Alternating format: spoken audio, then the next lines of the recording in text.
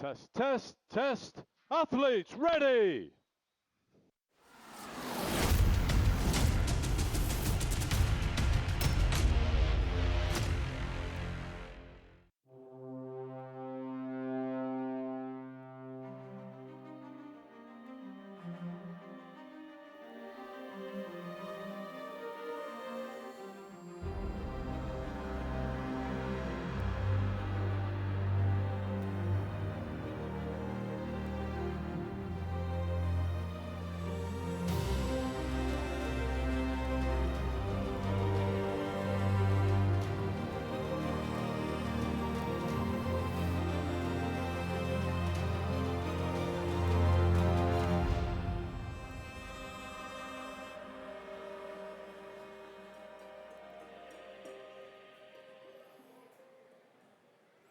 Hello everyone, welcome to Lucerne, Switzerland and to the Swiss Pro Championship 2023 for STIHL Timbersports. And my name is Troy Mannering and I am joined today in the expert role by Jolanda Gnedinger, whose Hi everyone. hubby is also participating today. He is. Fingers crossed. We're going to have a great show for you today with great competition. We have 16 of the top Swiss athletes on stage today who will be competing in axe and saw to try and get to the top of the podium. Let's head up onto the stage and meet some of the important people who are going to be running the show and on stage today.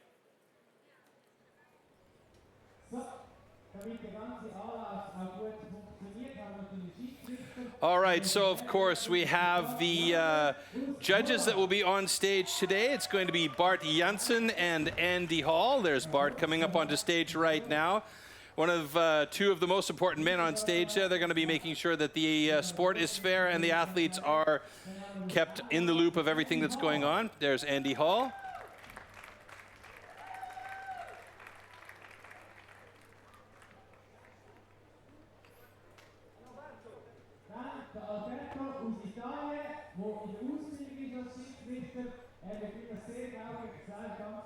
So now coming up onto the stage is Alberto Corbetta from Italy, who is going to be also on stage as a judge, doing his best to get into the role of judge. So he's kind of along the lines of learning the judging position. In training. Yes. And then, of course, we have Ruud Meijer from Holland, another judge coming up onto stage now. So we're going to have 4 judges on stage today, where normally we would have 2, as we are building up our judging staff over time to make sure that we have the competent people to take care of everything. And there we have a look inside the competition control center. Jules Janssen in control of the situation there.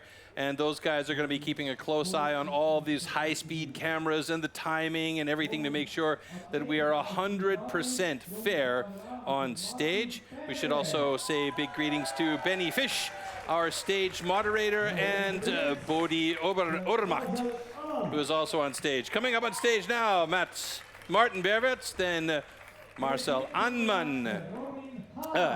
Amann. I got to put the N's and the M's in the right spot there. Then Robin Haas, David Bierer. These are our athletes coming up onto the stage now. David Knecht. There he is. Now we both know this guy coming up on stage now. Pierman Gnedinger. Ah, home fans.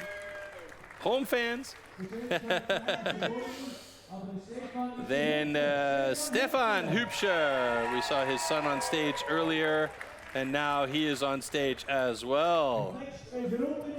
Thomas Gerber will be our next athlete coming up onto stage. I like that helmet. Working hard working.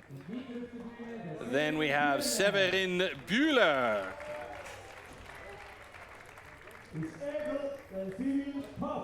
Then Cyril Papst. And finally, our last 2 athletes, Oliver Reinhardt will be coming up onto stage.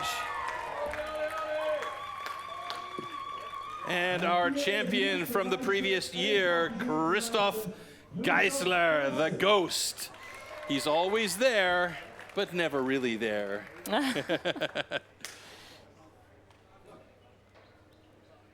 So there you see, I said 16, but we actually have only 12 athletes here today competing for our Swiss Men's Pro Championship 2023.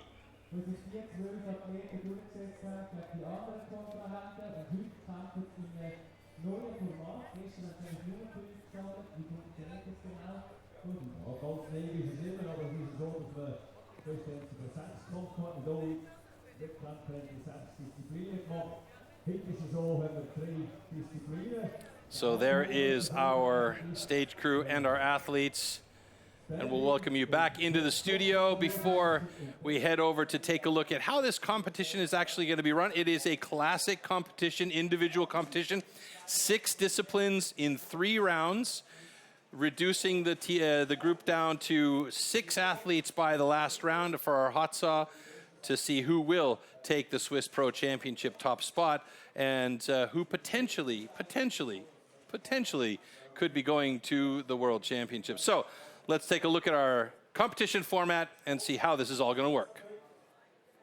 The STIHL Timbersports individual competition. In the first round, all athletes compete in 3 disciplines: the underhand chop, the stock saw, and the standing block chop. The times achieved will be converted into points upon completion of each discipline. In round 1, a difference of 1 point applies in each discipline, thus the fastest athlete received 12 points and the slowest only 1 point. Any rule infraction will result in a disqualification and the athlete will receive 0 points for that discipline. At the end of the first round, the athletes with the lowest scores are eliminated. Only 8 athletes make it to the second round. In this second round, the remaining athletes compete in the single buck and the springboard for increased scores.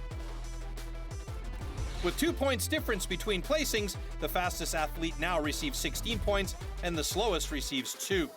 The 2 athletes with the lowest total points are eliminated at the end of round 2. Only the top 6 reach the third round. In the third round, anything is still possible in the hot saw, as an increased score interval of 3 points applies in this final round. The fastest athlete can score up to 18 points at the hot saw, the slowest only 3 points. The athlete who manages to achieve the highest total score across all 3 rounds is the new champion.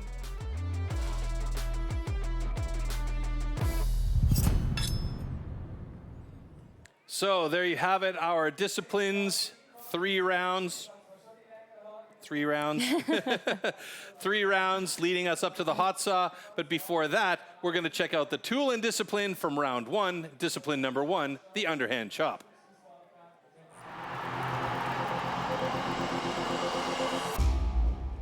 The axes used in timber sports definitely can't be bought at your local hardware store. Made from special steel, the blade is hand sanded with an angle of 13 to 16 degrees. It's custom built and carefully adjusted for each competition. The weight is around 3 kilos and it's about 80 centimeters long. The blade is so sharp that you could shave with it. Underhand chop. In the past, the underhand chop technique was used to split logs. Standing on a horizontally anchored block, the athletes cut through a 32 centimeter log. The block has to be worked from both sides.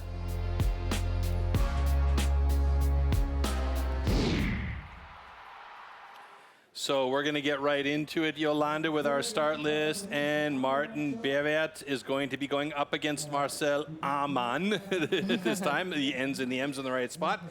We should point out as well that this is not an elimination head-to-head. This is about getting the fastest time possible and accumulating points to go towards the overall standing. So you will see 2 guys racing against each other on stage.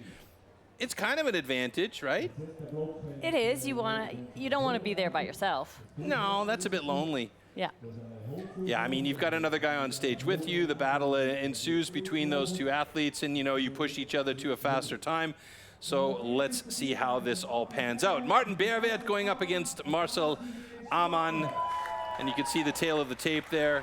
Personal best for Marcel Amann in the underhand chop is slightly better then Martin Bervet. We'll see if that actually pans out for Marcel, or if Martin can push through and play up in this case. So there are guys that have, you know, disciplines they're slightly better at than other guys. So it really does balance out over the length of a long competition like we have today. Gentlemen. It definitely does. You have your favorites and your least to your favorites. timber. I know who your favorite is. 2, 1, go! All right, straight into it. Marcel Amann on the right-hand side of your screen there just took away the shot, and these guys are getting into it immediately with some nice big drivers, some big chips coming out of those blocks.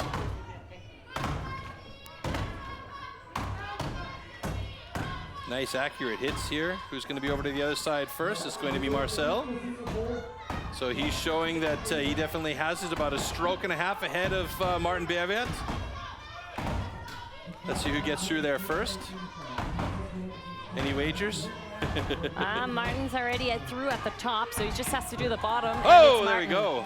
That's a personal best for Martin, 39.21. Great job. Marcel Amann, not as good today as he has been in the past, so Martin Bervet definitely played up in this case. Does that count as a cut-through log? Must do, hey? We talked about this earlier during the Newcomers Cup. We saw that same situation. Both cuts are good. All right, so there we have it. The first heat of the pro competition is underway and finished, and we will get our next set of athletes up on stage here after we take a quick look back at the slow-mos. Really good start by Marcel. He was quick on the axe. He definitely was, and you can see how he really pushes that axe up in the air and uses gravity to his favor to get those hard hits in. Martin, he does it a little bit more bent over. He doesn't reach as high, but it worked out for him in the end to pull through. I've seen in previous competitions some of the bigger guys, in particular the bigger, stronger Polish athletes, they won't even bother choking up on the axe for the swing up. They'll just rip it straight out of the block down low. You've got to have wrists of steel for that, though. That's right. That was a very nice run from Martin Bervet, though. 38.94 after adjustment, so that's the official time and a personal best for him. And that's something we always say. We like to see those personal bests drop for these guys. It means improvement is coming along. And our next heat coming up, Robin Haas going up against David Bierer.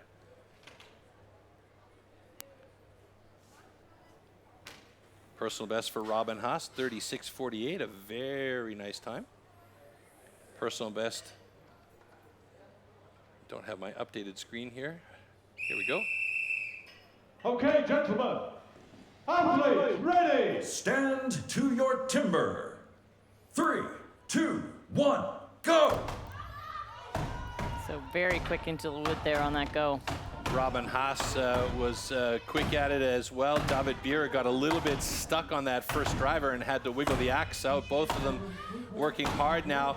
And look at that, already on to the other side. David Bierer, Robin Haas joining him about 3 strokes. Nah, two strokes behind. Those stroke differences aren't really that much, though, between these guys, as they're both hitting really nicely on that second side.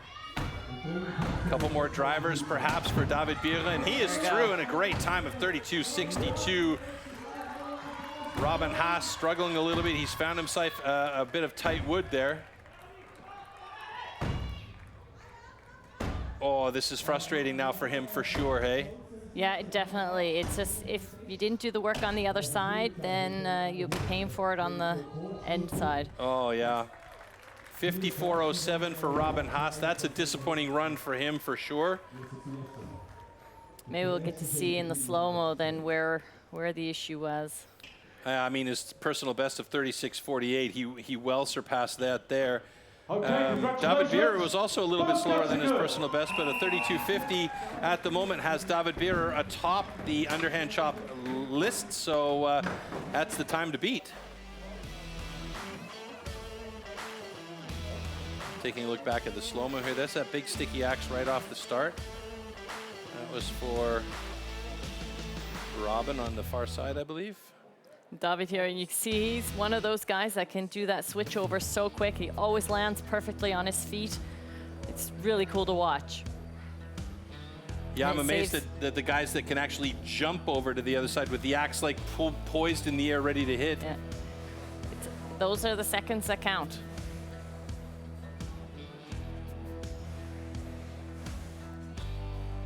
Yeah, that was a real nice run from David Bier, 32.50. So our first 2 heats are done and dusted, as we'll check out the next heat coming up, and we've got David Knecht going up against Pirmin Gnedinger, and their stage crew is working hard to make sure that that stage is ready to go. Now, we talk about the wood, we talk about the competition and everything. Talk a little bit about how these blocks are chosen by the athletes or presented to the athletes. They're not just so, you know, like shopping, I'll take that one. It's a bit different how these blocks are given to the guys, right? That's right. We, as an athlete, don't have a choice, really. So it is drawn. You pull a number out of a hat. So all like the a logs lottery. have already been numbered. They get looked at from the guys that deliver them. Then you have 2 athletes that match the logs. They take a look and see if there's any of them that really don't work, that are a little bit different, take them out so that it's really fair for everyone, and then they get drawn. All right. We often say that this is the original extreme sport, and while the stage is being prepared, we're going to take a quick look back at the history of timber sports. Expert woodsman who can cut down a tree more easily than most people can chop one up. When it really comes to tackling large lumps, you can't beat the men of the forestry companies. An axeman's gathering. This is Thomas losing the most that gets it.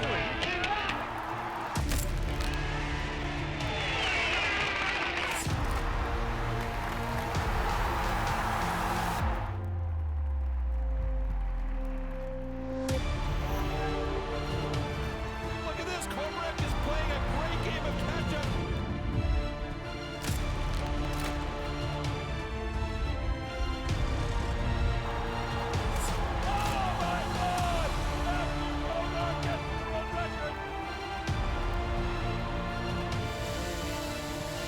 What a battle between these 2 warriors.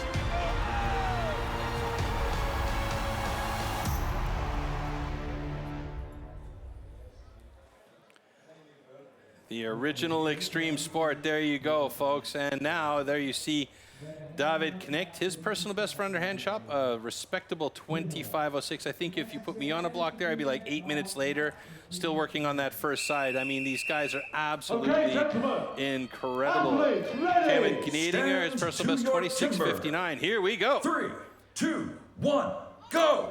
I know who you're going to be cheering for, David, right? Definitely. I'm a fair player. Yeah, you're a fair player here. Wow, the speed of both these guys. Wow. Unreal. You'll see them switch over here very quickly. Both of them switch fairly quick. And there's that hop, but Pirmin's got a bit of salad on the backside. What's going on with that cut? Doesn't have to be pretty. It doesn't have to be pretty. It just has to be through. This looks like a synced up heat. It looks like Pirmin's got himself a personal best. Nice. 24.58. I know you're loving that. David Knecht with a 30.17. Good cut for Pirmin, though. He did a great job. Obviously, he's been working hard on that. Yeah, I would say. You would say? You live with the guy. You're supposed to know these things. We don't always train together.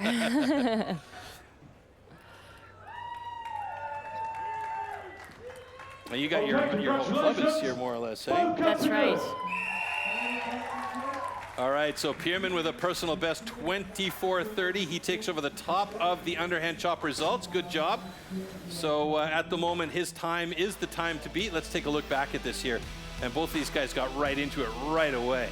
That's right. They both using their axe, pulling up high enough to pull back down and get those hard hits in. See a little knot in there already out. And then by their switches, they were both fairly quick at switching it. But you'll keep an eye on David Knecht and you'll see how he does a step down afterwards on his switch. Oh, we might not be able to see it now. No, we didn't get to see it, but that's on the other side for David Knecht there as he gets through. I mean, Pirmin is also a very tall guy, too, so he's got that advantage of being able to come from on high with that axe. Okay, Stefan Hübscher going up against Thomas Gerber. I'm kind of disappointed that Thomas isn't wearing the hard hat out there on stage. Oh, yeah. I think that would be a little difficult. The forestry helmets. Stefan Hübscher with a personal best time of 23.54. Thomas Gerber, Personal best of 2014. Tail of the tape gives advantage to Thomas, but we've seen today that that doesn't necessarily mean it's going to be an automatic Okay, win. gentlemen. Athletes, ready. Stand to your timber. 3, 2, 1, go! Good start by Thomas Gerber. Stefan Hübscher getting into it as well. He's got the pace. Looks like he might be the first guy off to the other side. No, I misspoke. It's Gerber, but it took him a while to balance out and get that first driver, and so it gave an opportunity for Stefan Hübscher to catch up.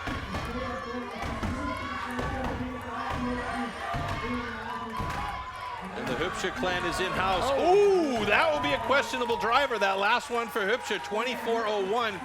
They adjusted it quickly. He had his foot off the block when that axe was on the way down. I wonder if that's going to cause a problem. That shouldn't be a problem because he wasn't standing on the ground. He's Okay. still up on the wood, so should be fine. Mamma mia, that was crazy quick heat. Both cuts are good.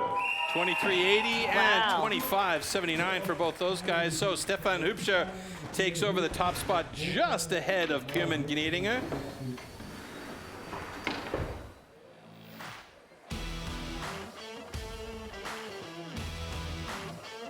So you can see those hard hits. Thomas did have a stick there on the first one.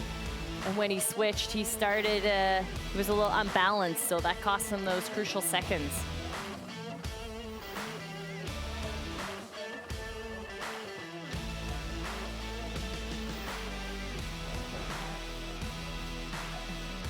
And there you see that finish from Stefan Hübscher.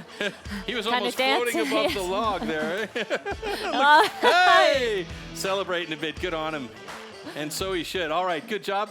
That's, what do we got now? We've got 4 heats out of the way already. Man, this day is going by fast. It's insane.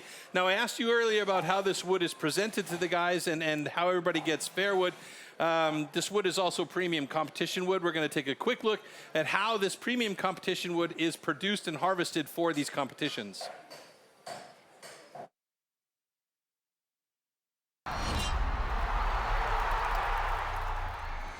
STIHL Timbersports is an international extreme sports competition series featuring 6 disciplines: 3 chopping and 3 sawing. We have a premier competition, we need premier wood.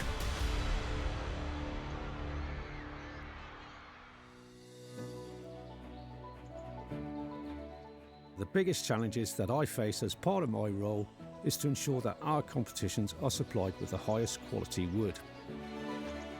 Each individual tree is examined for its conformation before processing. We need to make it fair for all athletes. So we are selecting different sections of the trees to use for each of our specific disciplines. Once the trees are felled, extracted and transported to our facilities, we measure, mark and then cut the wood into sized blocks. We then peel the blocks ready for competition.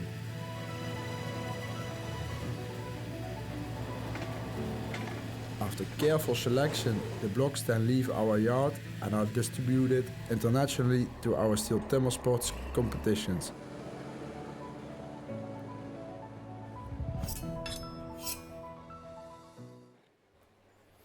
All right, next heat coming up, Severin Bühler going up against Cyril Pabst. Cyril Pabst has been around a while. He's got quite a pedigree, hey? Yeah, he's one of the older guys here. Athletes, ready. Stand to your timber.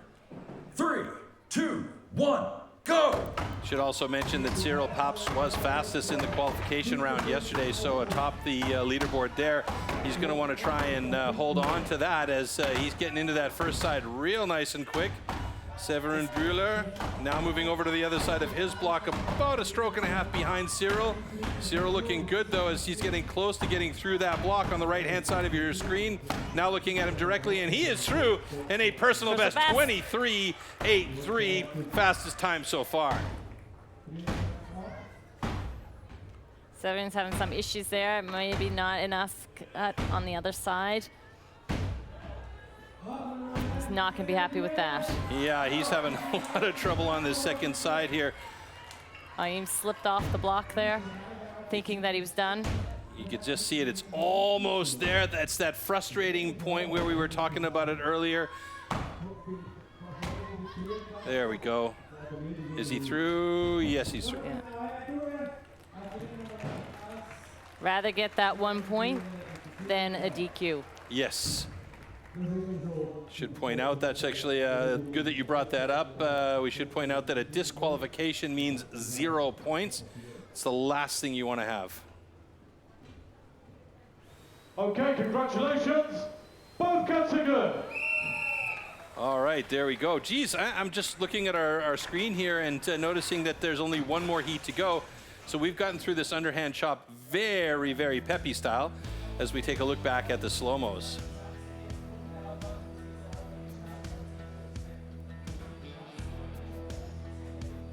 So I think both of them had really good first sides. Wood chipped out really well. You see there, Severin's block, really the wood is just flying. Just the question if he should have done one more hit at the bottom, that would have helped on the other side. Zero there, he knew he had that one through. It's just one driver. He could probably feel it in his feet with the wiggly block, and Severin just making sure that thing is severed. Oh. All right, the last heat coming up between Christoph Geisler, the reigning champion, and the guy with the national record in this discipline, 1994, going up against who they hope will be the future of this sport here in Switzerland, Olli Reinhardt. I think the oldest to the youngest, I think. The oldest of the youngest. Athletes, ready! Stand to your timber. 3, 2, 1, go! But Christoph Geisler has been around this sport for a long time, but you can see here the difference between the two drivers for these guys. Olli Reinhardt going for those really fast, frequent hits, and Christoph Geisler over to the other side of his block, actually ahead of Olli. And it's actually Olli Reinhardt who is the slower drivers. I was looking at Christoph and thought it was Olli. Wow, what a run from Christoph Geisler, 26-0. And Olli Reinhardt struggling on the second side. It's been the second side for a lot of these guys. Have the same issues as Severin.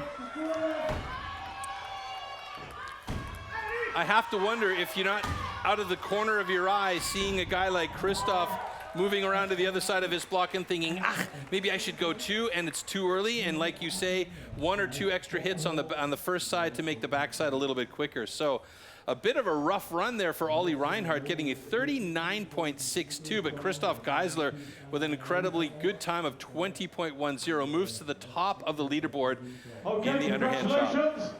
Both cuts are good.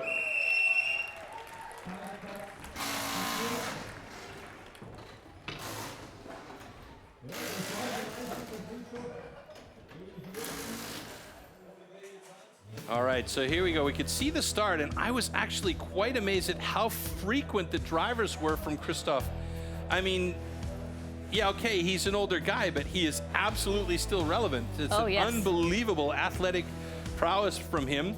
And I was expecting that he would be going for those big, heavy, accurate blows, and that Olli would be hitting those quick ones, but it was actually the other way around. So just before you changed over, you could see that he did a couple extra hits in the bottom on his first side, and that's what gave him the advantage. That was the difference maker. I mean, okay, Olli's been a pro now 2 seasons. He's still cutting his teeth as a pro.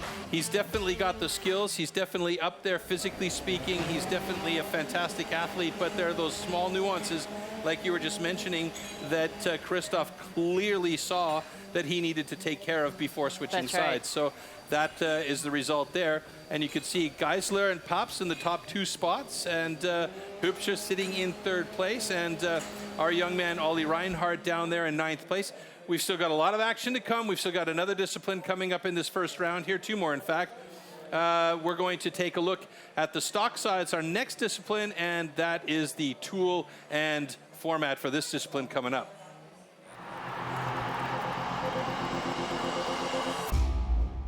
The STIHL MS661CM stock saw is used in STIHL Timbersports as the ultimate test of operator skill. Designed for the toughest jobs in forestry, it produces approximately 7.3 horsepower, has a displacement of 91.1 cc, and weighs 7.4 kilograms. To ensure evenly and fairly matched saws, professional STIHL technicians prepare and test the saws before each competition. stock saw. After the starting shot, the contestants have to cut 2 wooden discs, so-called cookies, within a 10-centimeter mark, one downward and one upward. The attempt is only valid when both discs have been cut off completely and within the marks.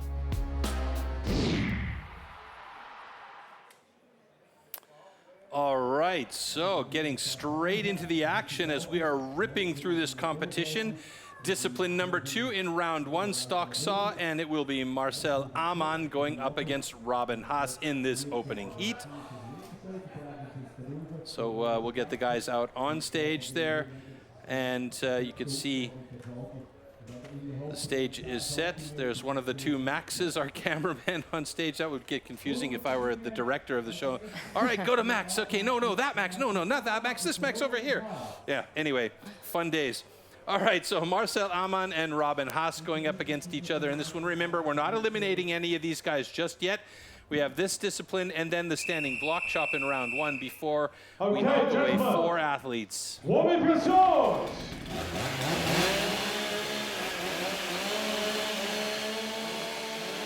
There's been a lot of adaptations and changes over the years with this discipline. It used to be a cold start way back in the day, I think. Oh, that's way before my time. Way back. And then they had a running start with the saw bouncing all over the stage, and then they finally got those pads set up. 3, 2, 1, go! All right, very nice start from both of these guys. Very nice changeover. Nice transition. Haas also looking good, but Haas has got the quicker saw and a personal best of 11:41. Amann with a 13:13. Well done. So we could see our judges in training checking carefully to make sure that no lines were cut and making sure that we have complete cookies. Congratulations. Both cuts are good. All right, there we go. So Marcel Amann with the 12.92, Robin Haas with an 11.36. And we'll do a quick clean and review of this heat here. So they're both very quickly to the wood. The changeovers were good, but by Amann, we'll see when he does his upcut. Some point he was, it bogged out a bit on him for that last 10 centimeters when he, see there? Oh yeah, I see that. And then up. So he had quite a crooked cut as well, so that means he cut a little more wood than he actually would have wanted to. Well, you mentioned it earlier, thin to win, so the thinner the wood is, the easier it will cut. Ooh, look at this, 2 guys that are pretty close to the edit as far as their personal best times. Pierman Knedinger with an 11.46 and Ollie Reinhardt with an 11.39. Let's see where Pierman's at today. Yes? Yes, yesterday we saw a lot of DQs in this event, so we're hoping for a clean run for all the athletes today. Do you ever get nervous when he's on stage? Always. Okay. Okay, gentlemen. Warm up your swords.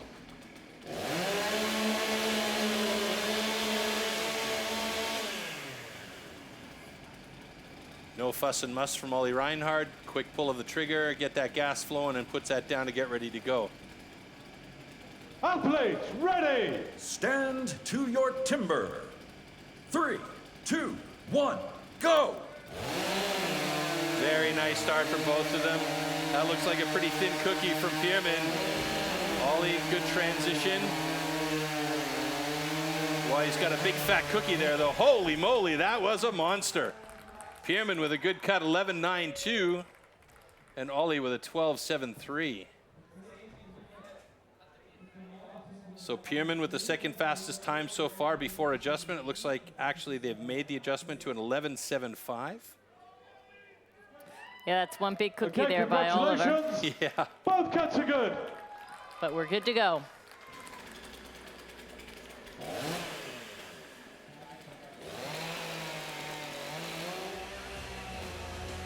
All right, let's look at the slow-mo a bit here and pick it apart. 2 very similar styles as far as the way they hold the saw. So yeah, Ollie does point it down a little bit farther where Pierman has more of an up angle on it. But he'll change that once he gets to the bottom for that changeover. So you want that really quick changeover. That's so crucial, those few seconds or 1 second that it takes. Ollie's changeover was nice and quick, but he drifted so far over close to the line that that cookie was so fat when it dropped, I think I felt it over here. All right, our next heat coming up on stage, Stefan Hübscher and Cyril Papst.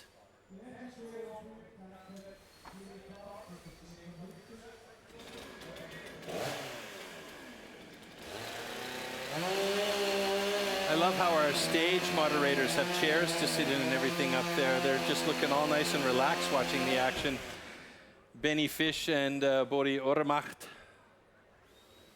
Odermatt. I'll say it one of these days correct, or I just won't say it at all anymore. I'm jealous because they have chairs. Me too. All right, here we go. Stefan Hübscher, Cyril Papst. Cyril looking to have a good day like yesterday again today, because that would mean he would take over as the Swiss champion and yeah, theoretically be able to compete at the Worlds. Okay, gentlemen, warm up your saws.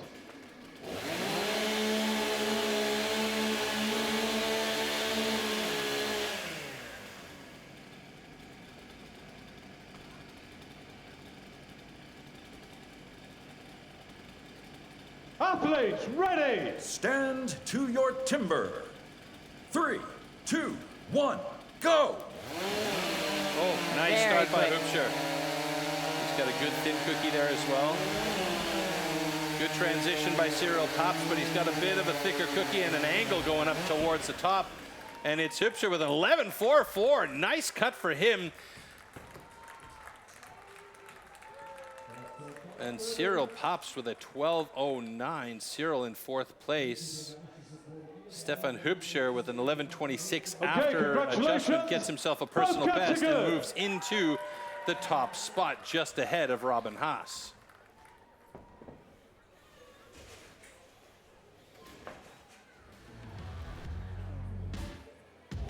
Well, so far, all our times, with the exception of 2, have been below the 12-second mark, and it just seems to be getting faster. Now, there's that second cookie. That was a bit of a fat one from Cyril Papst. Yeah. But hey, didn't touch that line. It's good to go. I don't know if calling a cookie fat is politically correct. We have to come up with a different way. That cookie was gravity challenged. Yes, that sounds good. All right, David Knecht up next, going up against David Bierer. And again, motoring through these heats very quickly. So keep an eye out for David Bierer. He is one of the better stock sawers here in this entire competition. So he'll be very quick to the saw, and that changeover by him is so quick. You blink, you miss it. I'm glad I didn't say that, because every time I've said something like that, the guys have made a complete mess of their run. Warm up your saws.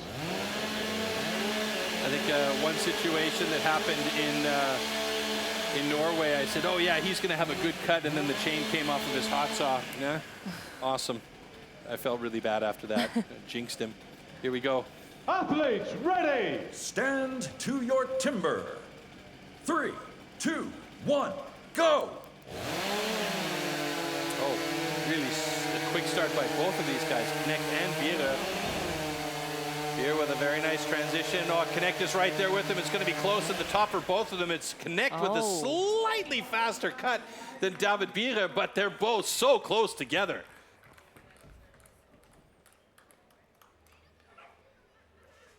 So David Knecht and David Bierer, 11.53 and 11.70 official time. Okay, congratulations. Both cuts are good. Putting them in third and fourth places in stock saw respectively.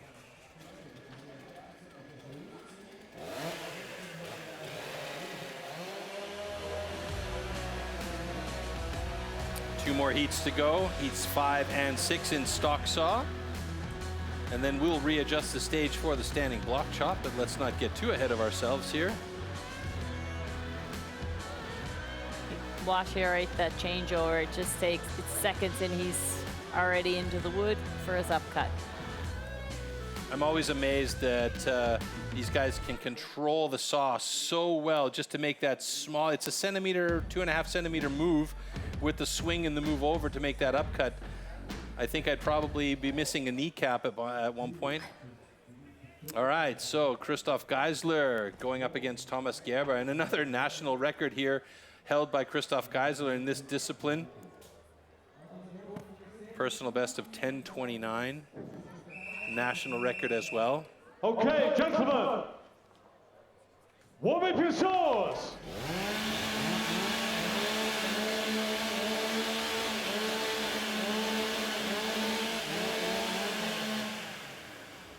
So you see Thomas is standing the other way. He prefers to saw in that direction, and that is completely Athletes, ready! Stand to your timber. 3, He goes against 2, the grain. 1, go! Little wood reference there. That's a pretty fat cookie for Thomas Gerber, though. On that first one, he's got not a lot of space to make that second cut.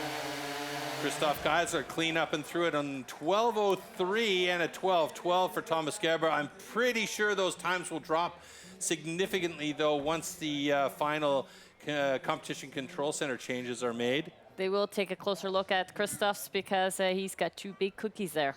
Yeah, and he's close to the line. It might be a DQ, which would be an unfortunate situation for Christoph Geisler as he is under review. And we do have a flag on the play, so it's very possibly a disqualification here for Christoph Geisler for a cut line. So we have a disqualification on stand 1 for a cut line. However, this cut is good. So that's going to be the first kink in the armor of Christoph Geisler with that DQ. It was a really thick first cookie. Didn't have a lot of space on that second cookie, did he? Let's take a look back.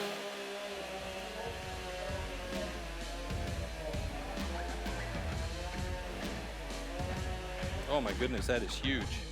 So that first cookie, it's not that bad, but it's the second one has gotten him into trouble. Oh, it came close for Thomas as well. He had 2 big cookies there too. 10 centimeters is not a lot of space. All right, our last heat here, heat number 6 between Martin Berwert and Severin Bühler. Both of these guys have been bandied around the STIHL Timbersports action for quite a few years.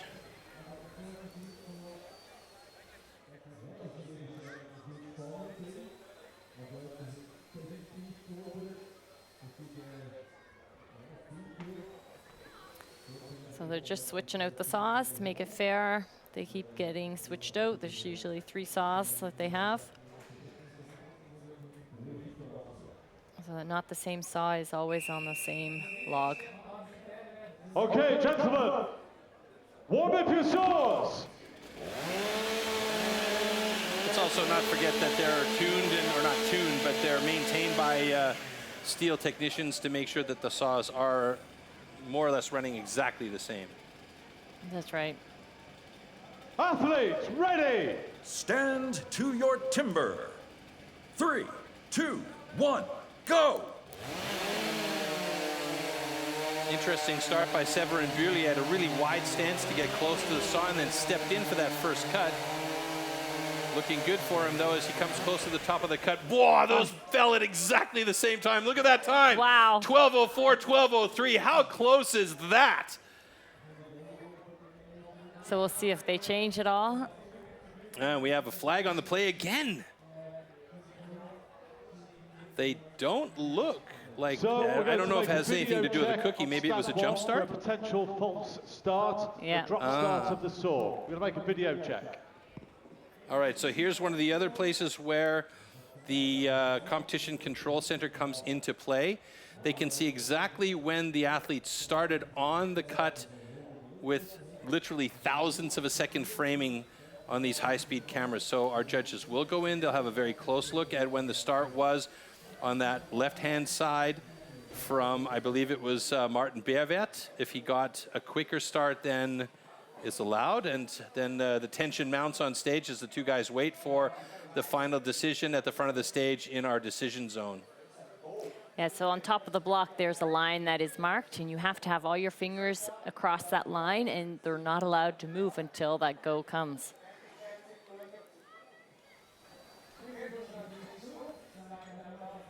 All right, our judging crew are coming back out, and we'll have that decision.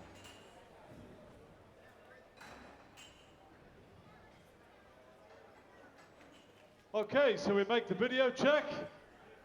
Both cuts are good. Oh, a little bit of tension there for a couple of minutes, and we have 2 good cuts there, and that means we have our stock saw done and dusted. Results are in. Stefan Hübscher with the fastest time in stock saw, and also a very solid 3rd place in the standing block, or the underhand chop, excuse me. So that means that at the moment he is in the top spot as we take a look at the start from our last 2 athletes there, Martin Berwert and Severin Bühler. So you can see there that Severin saw he's got such a quick changeover as well. This is one of the events that he trains a lot.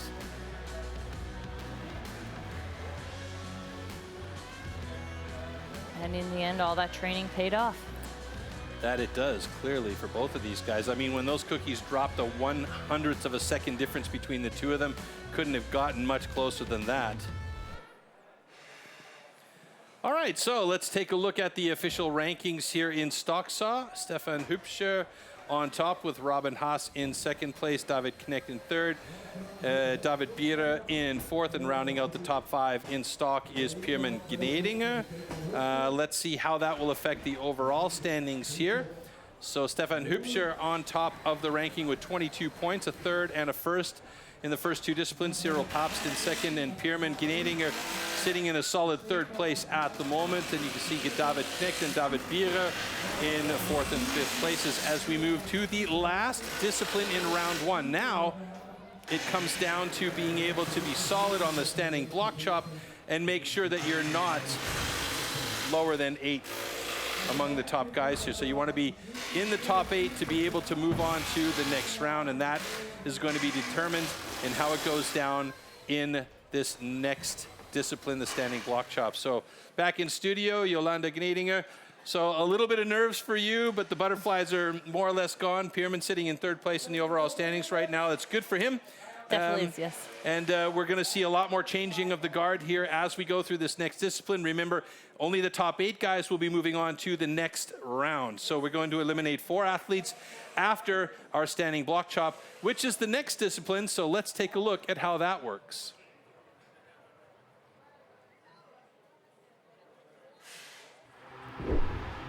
Standing block chop. At the standing block chop, the felling of a tree with an axe is simulated. A vertically positioned wooden block with a diameter of 30 centimeters has to be cut through both sides. A powerful and precise swing with the axe is the premise of a good result.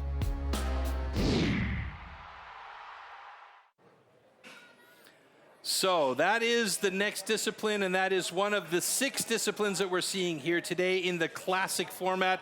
This is also going to be the format that we're going to use at the World Championships coming up at the Porsche Arena in Stuttgart. Let's get a feel for what that's going to look like in November. Herzlich willkommen, Stuttgart!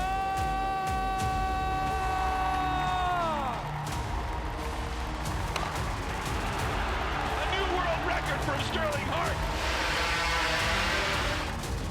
To celebrate the 90th anniversary, STIHL has brought the STIHL Timbersports World Championship back to Stuttgart.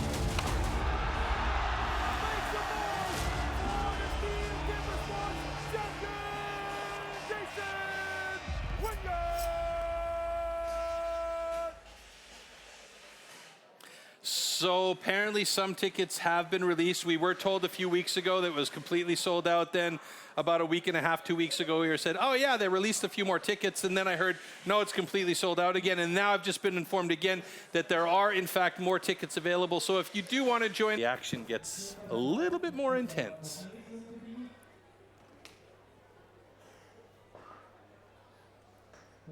So there you see one of our stands. And as you heard from the description earlier, this is the traditional way of felling a tree, but there's a lot more to it than just hammering away with an axe. That's right. It's that angle that is so crucial to get the axe perfectly sever that log. Okay, gentlemen. Well, you can see the marks Athletes on there ready. to help these guys guide their axes and their drivers. 3, 2, 1, go! So David Bierre into it right away. He looked pretty intense as he was getting ready to go with this standing block discipline. It's the first heat in standing block. Martin Bervet on the other side. There we see him. A couple of straight hits in. Surprising, actually. Yeah, his bottom-up hits aren't as ideal. The close ones are the ones that are straightest. He'll definitely be going over the books on that once he gets home and looks at the video. David Bierre on the other side of his block already and looking like he's pretty close to getting through that thing. 2, 3 more drivers. Oh, it's going to just be one more driver. Miscount on my part there. Not a math guy, but it's David Bierre through with a time of 31.95. I don't know why I have a... okay. I have to check something out here. 51.19 for Martin Bervet, and I have a DNS for Ollie Reinhardt. I don't know if that's a mistake or if there's been an injury from a previous discipline there. We'll have to find out more about that.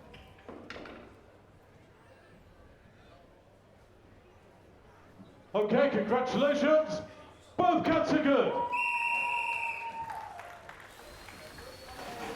All right, so we have 2 good cuts there. David Bierre and Martin Bervet setting the tone for us is David Bierre with a 31.64. So at the moment, that is the time to beat. You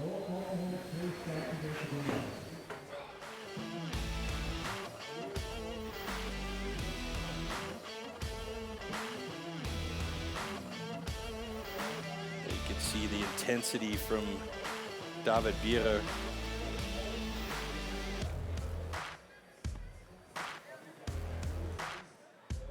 So here you can see the flat hit. Those sides look kind of nice, though, at least on the top. Yeah, usually top down is your stronger side, just because there you have gravity that is helping you out a little bit.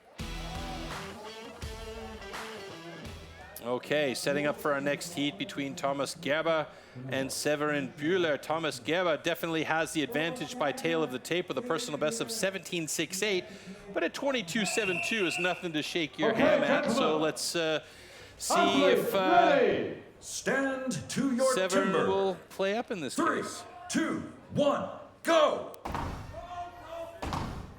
Both of them getting into it in sync with each other.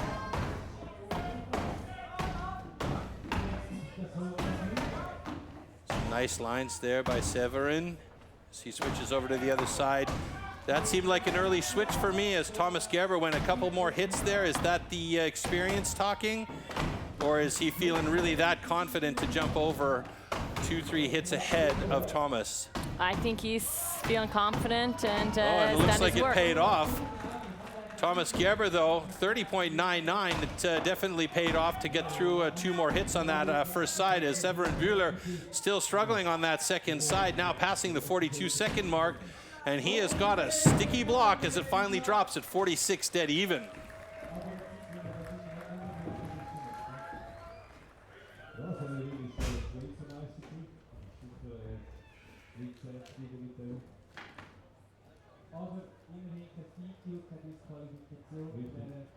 Okay, congratulations. Both cuts are good. So Thomas Gerber and Severin Bühler, both cuts are good. Thomas Gerber with the fastest time so far just moves ahead of David Bierre into the top spot with a 30.75. David Bierre in second with a 31.64. Taking a look back there.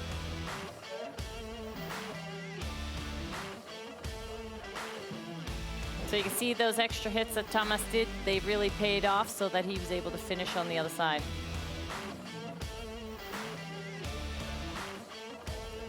And one more hit and there she goes.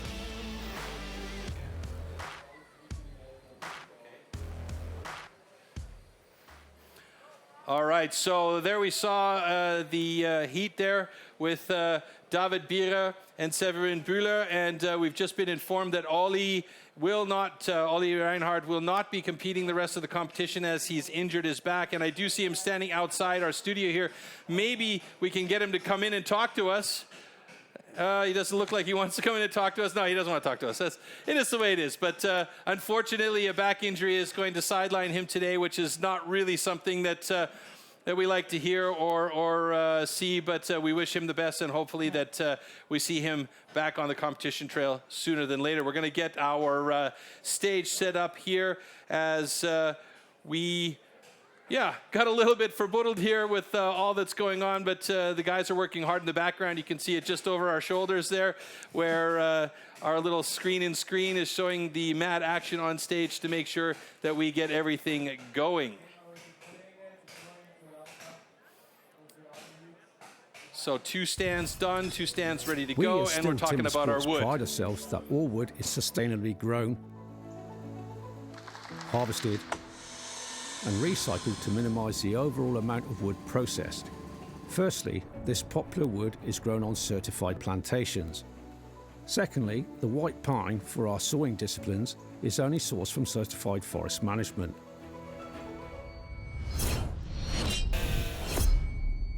After all our STIHL competitions, all the spent wood is collected and recycled right down to the wood chips and sawdust, which, for example, is converted into renewable energy in the form of wood pellets for biomass.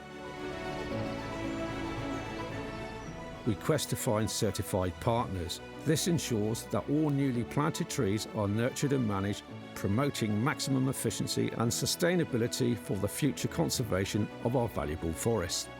Therefore, as you can see, with good harvesting practices and good management with silviculture, the ground is quickly replaced by new trees, or could even be used for arable for farmers and future rotations. All right, so we're going to get straight back into the sport here with our next set of heats coming up with Marcel Amann going up against Robin Haas. And as we did mention, Olli Reinhardt will not be competing the rest of the way here due to a back injury. He was just standing outside the studio talking to us a little bit about it, said on the underhand chop something just went knick. And it does happen, it happens quick. That is the nature of sport, unfortunately. Okay, gentlemen. Athletes, ready. Stand to your timber. 3, 2, 1, go! Ooh, a bit of a sticky axe there for, I think it was Robin Haas.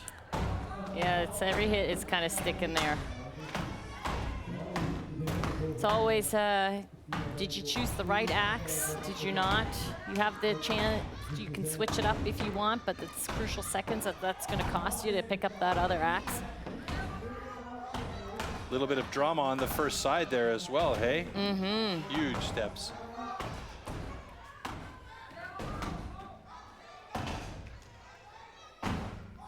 So it's going to be Amann getting it through there first. So Marcel Amann with a personal best 37.98. Robin Haas with a 46.75.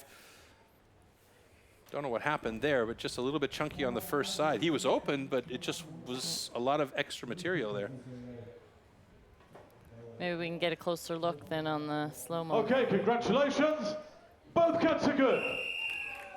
But a personal best for Marcel, so he'll be happy with that. Absolutely. Like to see those drop.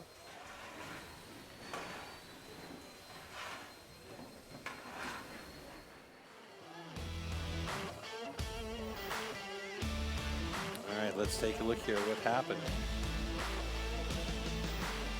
Very sticky on that first side, hey? Yeah, so he's got his first big step there, and then once that starts, you kind of just keep going in.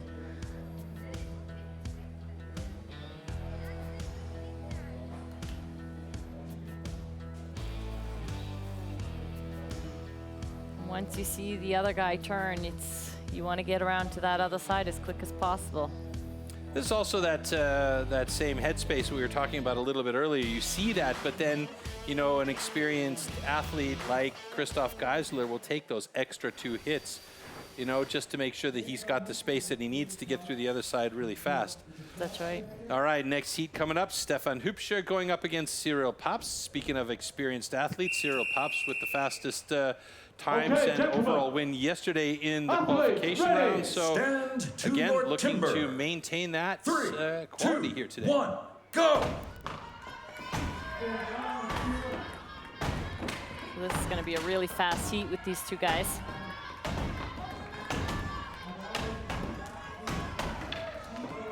Stefan Hübscher over to the other side of his block. Cyril Paps about a stroke back as they move to the second side together now. Stefan Hübscher is motivated today. Man, look at him go with that block. Power and more, but Cyril Paps is pretty close to doing it. He's done it in 29.66. A bit of a slip there by Stefan Hübscher, who thinks he thought he had it, but didn't, and wanted to get back in there and do one more. Needed to get back in there and do one more. So all in all, though, a good run for both of these guys. Cyril Paps with a 29.66 and Stefan Hübscher with a 32.90. Okay, congratulations. Both cuts are good. So adjusted times, slight improvement. 32.90 stays the same for Hübscher, but Cyril Paps improves to a 29.32. And at the moment, that puts him in second place in overall standings. Stefan Hübscher still in the top of the rankings overall after this heat here.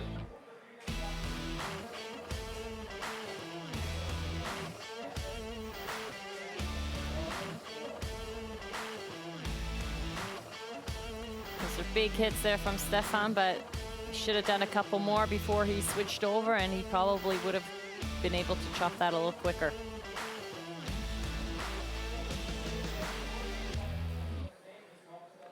Yeah, Cyril wanted that off the top with a bit of aplomb, and there you see Stefan.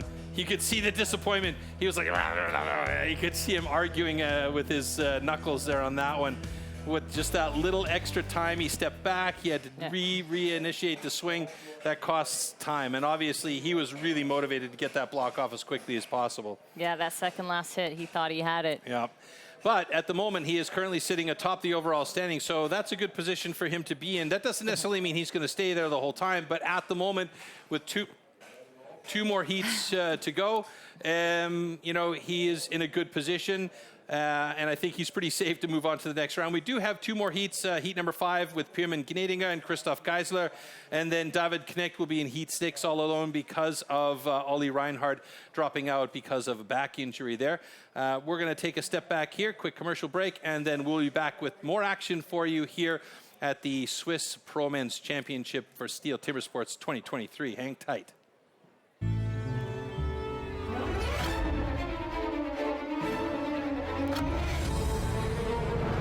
Get your garden ready with premium quality cordless tools by STIHL, only from approved STIHL dealers. All right, so there you see our next heat lineup. Pierman Gnedinger going up against Christoph Geisler. This will be a test for Pierman. It will be, because Christoph is just so Okay, quick. gentlemen.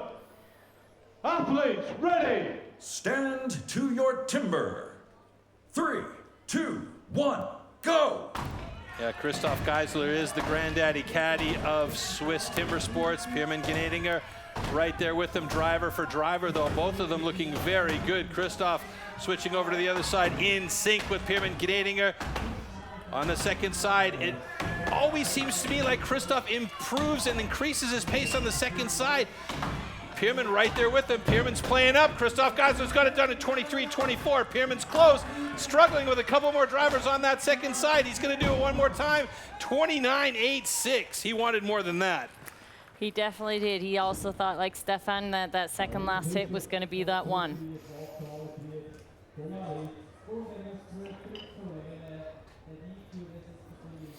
It was a good battle, though. Both of them hit for hit in the first side, more or less. They were in sync with each other.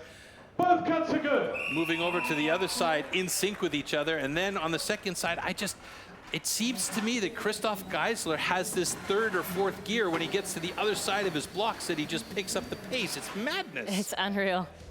So look at this. Look at these guys. They're both bang, bang, bang, bang, right with each other. 2 down, 2 up, 2 down, 2 up. It's almost like he's angry with the block. So they both moved over to the other side exactly at the same time and started driving, but then Christoph just seemed to pick up the pace on the second side. It is uncanny.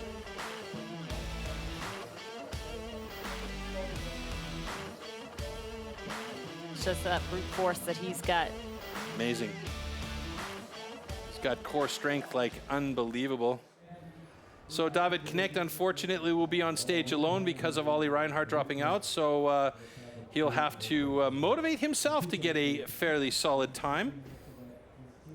Just looking at the overall standings here really quickly, Stefan Hübscher still holding on to the top spot with 28 points. Cyril Pabst, though, just 1 point behind him in second place with 28 points. Pirmin Gnedinger in third place with 27 points. And then Christoph Geisler dropped down 3 points in fourth place with 24 points. And David Bierer with 23 points in fifth. Thomas Gerber, 21 points in sixth. So the top 6 guys all in the 20s. And at the moment, David Knecht was 17 points. If he has a good time here, he could well jump up into a solid spot to move on to the next round. Your timber. 3, 2, 1, go!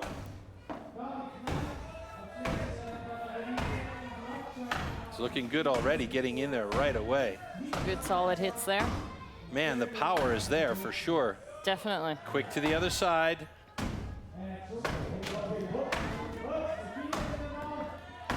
And the chips are flying. Sorry. Almost there. Hey, there we go. 26-20. So that's a solid time from David Knecht. He'll take 11 points home on that one in second place in the standing block chop. And that means that is a huge jump for David Knecht up to top spot, tied with Stefan Hübscher. And it's only because of the underhand chop, having 7 points in the underhand, that David Knecht is in the top spot overall after that run. So nice run from David to move into the top spot in the overall standings.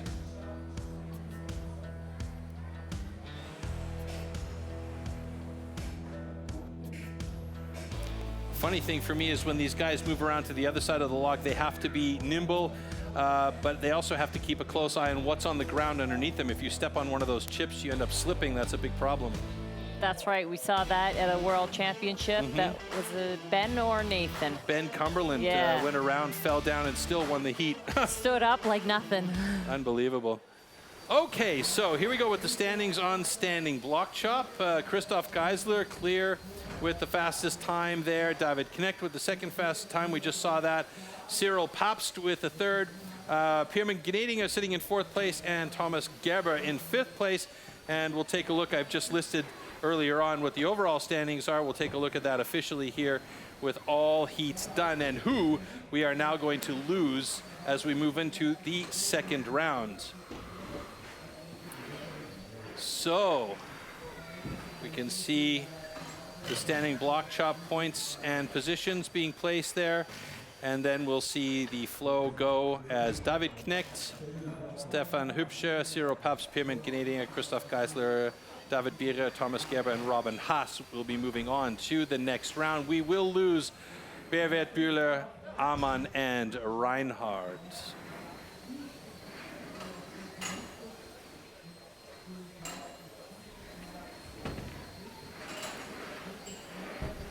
So top points that you could gain in round number 1, 12. Top points that you can gain in rounds number 2, 16. And that means there's still a lot of possibilities for these guys to jump up with 2 disciplines coming up. The first one we're going to see is the single buck. Let's take a look at that beast.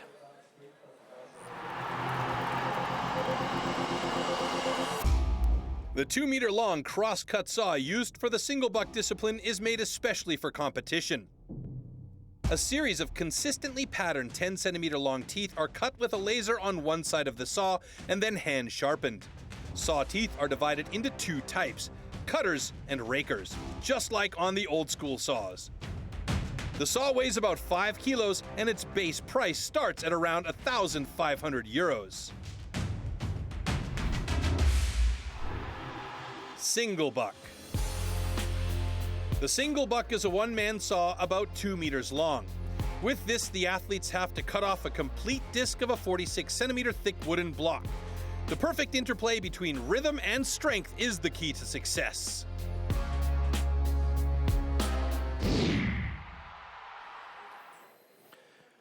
Okay, jumping straight into the start list. Our heats are now reduced down to 4 heats instead of 6.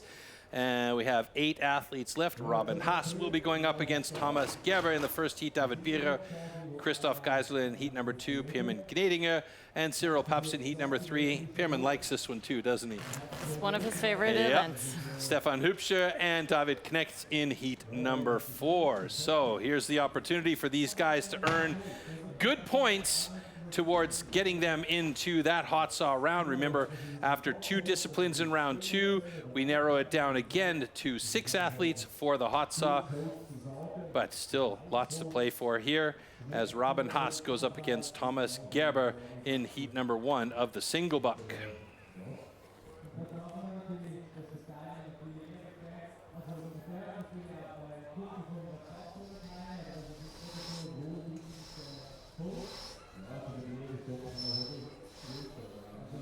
So we can see the guys setting their saws in position.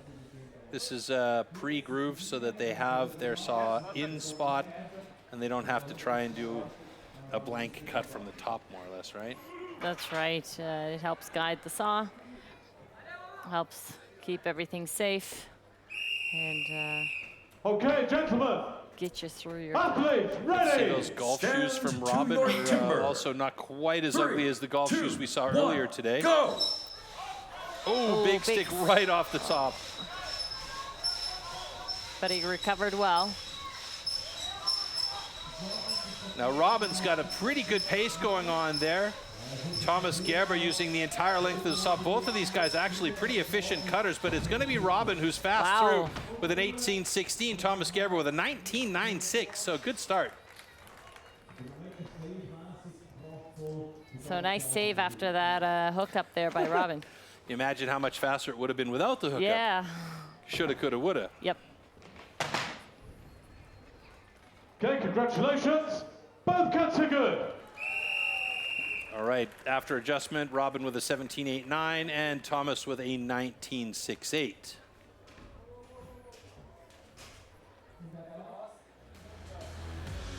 And we should motor through this discipline fairly quickly as no block changes will be necessary, hopefully. And there's that first big misery whip situation. Yeah, you see how much pressure they are putting on that saw, how it starts to bend. So you got to kind of get that right pressure that doesn't happen if you get a little bit of a hookup, because until you get that saw straight again and ready to pull, it just takes seconds.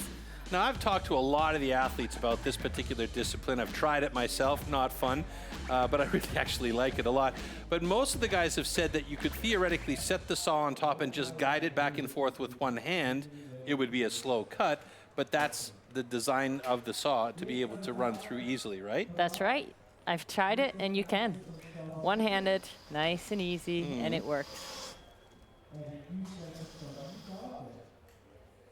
But if you want to win, yeah, both two hands, hands, all you got.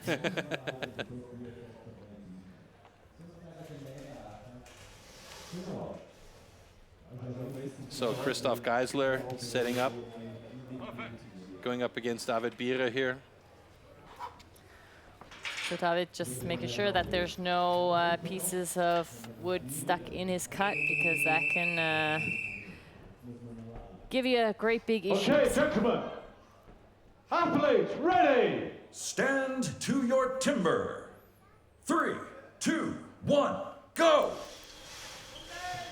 Good start. Christoph Geisler, as usual, very strong in this discipline as he gets that saw going right away. Look at that, tip to knuckles. Each draw and push is super clean.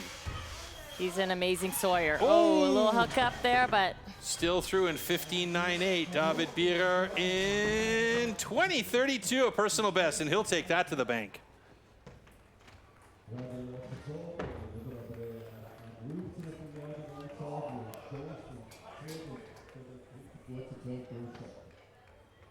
How much does it cost to transport one of these saws? If you're flying, for instance. If you're flying and you know the right way to do it, Okay, congratulations. it doesn't cost you anything. Both cuts are good. So in a snowboard bag. That's right. Yeah, there you go. So But for all you folks that want to travel anywhere with a 2-meter long crosscut saw, get yourself a snowboard bag and you're good to go. Heaviest snowboard ever, but okay. She probably wouldn't try it in mid-summer into a warm country. Look at this though, right knuckles right there. Tip is disappearing, knuckles, tip is disappearing. Even by David, he's using this full saw as well. Yeah. You can see how he's using both sides. Wood is being cut. Chips, the little pits are flying. Nice run for both of these guys though, and David Bira with a personal best of 20.11, but the times before him have all been slightly faster. He'll take that personal best any day of the week, but Christoph Geisler is the man to beat with a 15.74 at the moment. Now, if anybody here can do it, it's Pierman with a 14 personal best, so tail of the tape has the advantage going to him, but, well, he's just got to do it. That's right.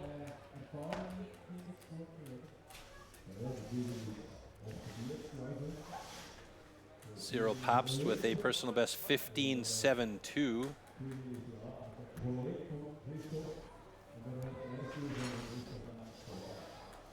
But I can definitely see the advantage for Pierman with his height. I mean, you know, those legs go all the way to the ground, so he can really spread out there and utilize that to the best of his ability. And Cyril Papst was solid yesterday. I mean, winning the whole day. As I've been mentioning all day long today, he really wants to maintain that flow. Okay, At the gentlemen. moment, Cyril is currently sitting in 7th place before this to discipline. your timber. 3, 2, 1, go! Quick strokes by Pierman right off the bat. Cyril going for those long pressure strokes there.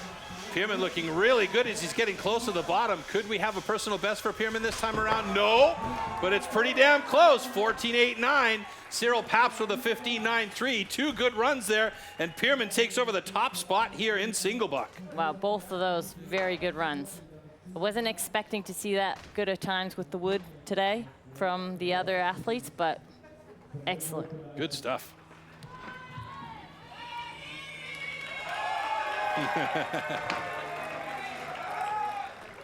What's your club name? Okay, congratulations. Axeman Both Club cuts are NOS. Axeman Club NOS, like nitrous oxide, fast. Nice. That's right.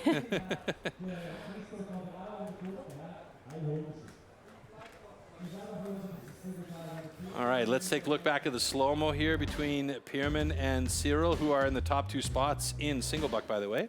So you can see Pierman did 2 strokes in one of Cyril's. I don't know if he just couldn't get that pace going that he probably wanted, but the time is still very, very good for both.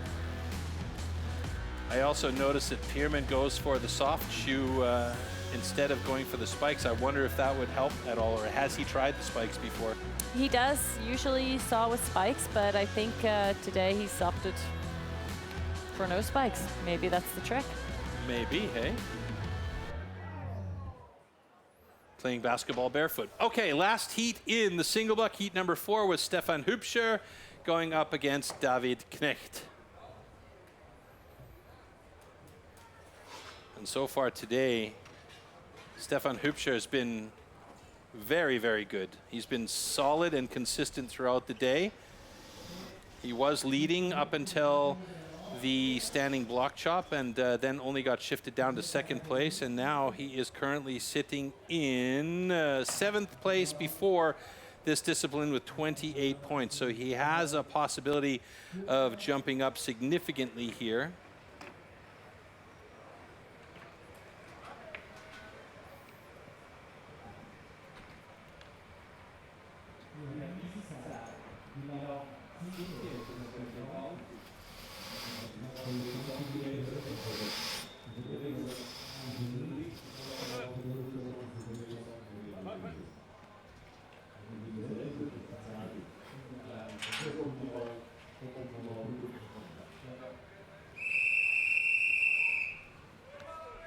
right, here we go.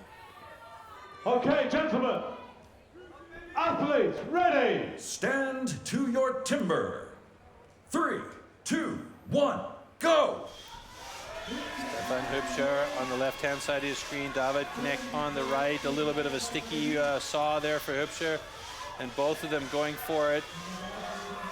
Knecht with a little bit of a faster run this far. It looks like he might be closer to the bottom than Hübscher. Hübscher is a bit slow, but he's using the entire saw.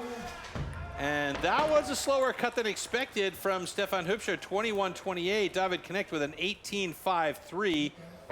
And it looks like we've got 2 clean cookies on the deck. Not to worry with these guys too much, actually.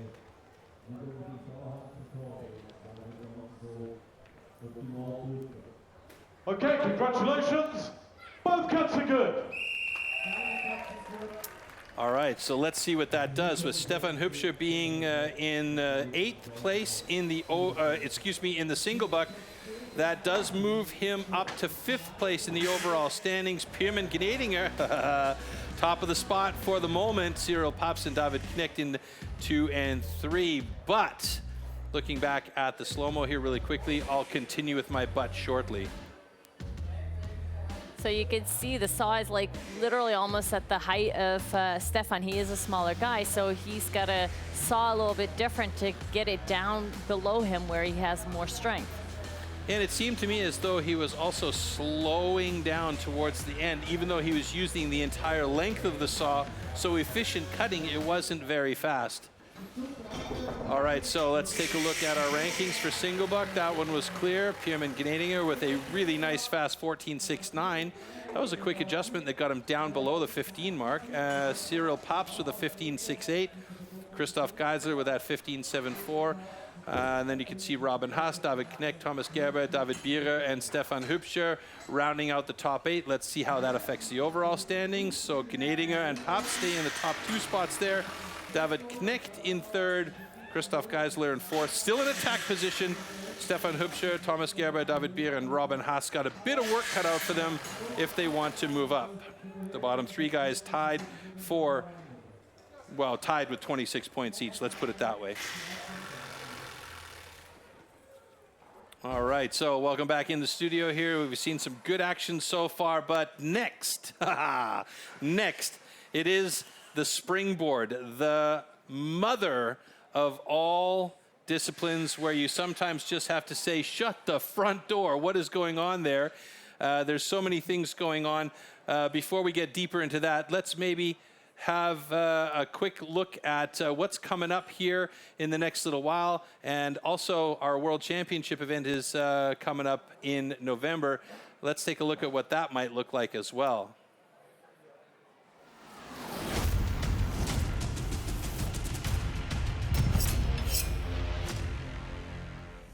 Welcome, welcome, welcome, welcome to Gothenburg, Sweden. It's been a long time coming since the last time we had an individual world championships, but we are back. We have 12 of the best timber sports athletes ready to rock and roll this evening.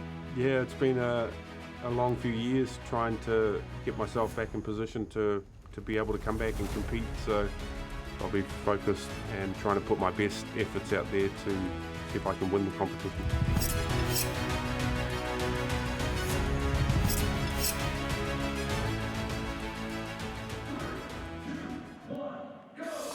Talked to him earlier. He says he's feeling good and he wants to do well today. And you can see Jason Wynyard, really quick drivers as he opts to go front side first. Let's see how these times end up as Jason Wynyard gets it in 25.82. Christoph Geisler not too far away as he should get through in 3 or 4 more drivers. Loader, of course, part of the winning Australian team yesterday. Can he go as far in the individuals as well today? And just narrowing in on 20.63. Look at that. Brad DeLosa with the time of the day so far. That's absolutely smashed. 4 seconds off the quickest time for today already. Bubaré is looking to get under 37 seconds.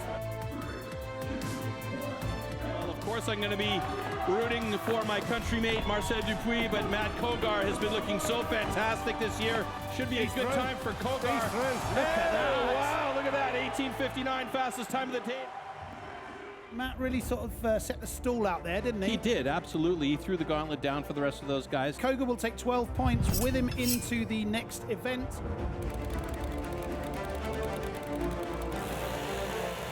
Nice lift by Marcel Dupuis as he gets in quickly, but it's Jason Wynyard with that knowledge of saw himself, so quick on the upcut, and that's a personal best for Wynyard with a 10:09.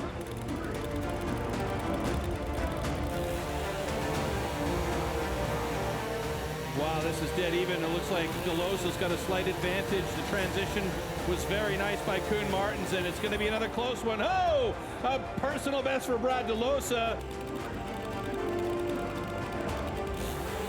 Whoa, great start by Danny Martin. He's got a pretty fat cookie there. Geisler's a little bit thinner, but they say thin to win. He's got to be careful on the upcut, but it's Martin with a great time, 9.76 in stock saw. And Geisler's got himself a personal best of 10.26. Fantastic.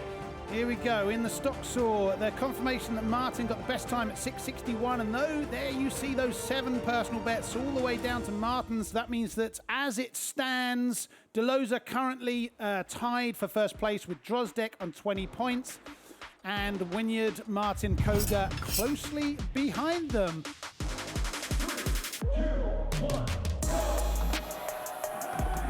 Armin Kugler, an absolute beast in this discipline.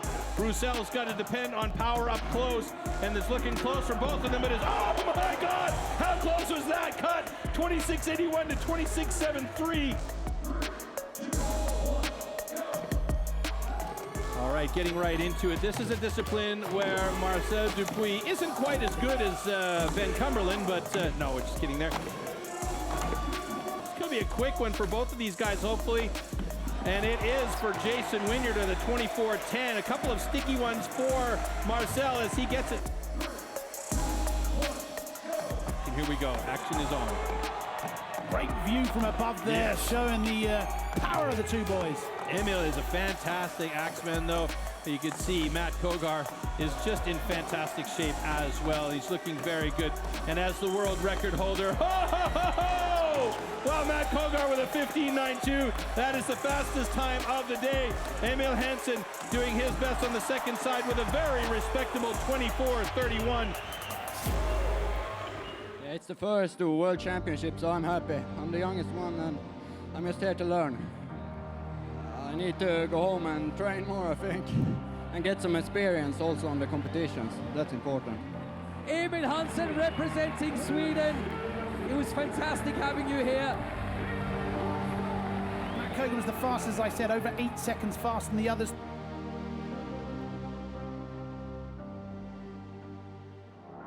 Time to move on to the next discipline. Let's check it out. So Marcel Dupuis is really, really strong in this discipline, and you can see already he's gotten that saw going. He's got good flow. Martin Roussel is right there with him. A little bit of a deeper stance for him. And oh, Marcel Dupuis with a season's best, personal best, 11.60. We now have a new world record with Marcel Dupuis having an 11.42. Nice start by both of these guys. Matt Kogar looking very relaxed. Arkadiusz Drozdek, he's looking a little bit chunkier on his strokes. And pretty rough on the bend, and it's Matt Kogar with a 14.16. Nice time. Now we've got two absolute legends coming up on stage. And right away, both of these legendary single buck sawyers getting right into it. Brad DeLosa and Jason Wynyard. Jason Wynyard has the world record without assistance. Oh, wow, look at that time. Holy smokes. Jason Wynyard, 11.86. Good enough for a personal best. Brad DeLosa, 11.96. Good enough for a personal best. Let's take a look at the ranking here, and maybe Ben could give us his thoughts on why we're seeing so many great times today. You know what, it's funny because oftentimes at competitions when the wood seems to be chopping very firm or chopping hard, it saws really, really well.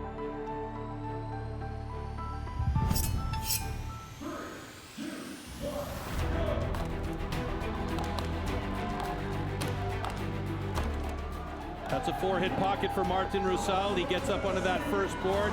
No foot change by Marcel Dupuis. He goes for the awkward angle backside cut, and he should be there fairly shortly. Yes, he does it. And I do believe after adjustments that he will be under a minute because he's got 1:00:14. Hits, you want them to be at a 45 degrees, and then your second hits are going to come up at about a sub 10 degree angle, and then you want a 30 degree into that 45, and that's going to create a little bit of a wedge. Driving blows, his block's starting to wiggle a little bit. There we have it. Matt Koger, 49.13 unofficially. Let's keep it going for Arcadius Trozek. There we have it, 107.56.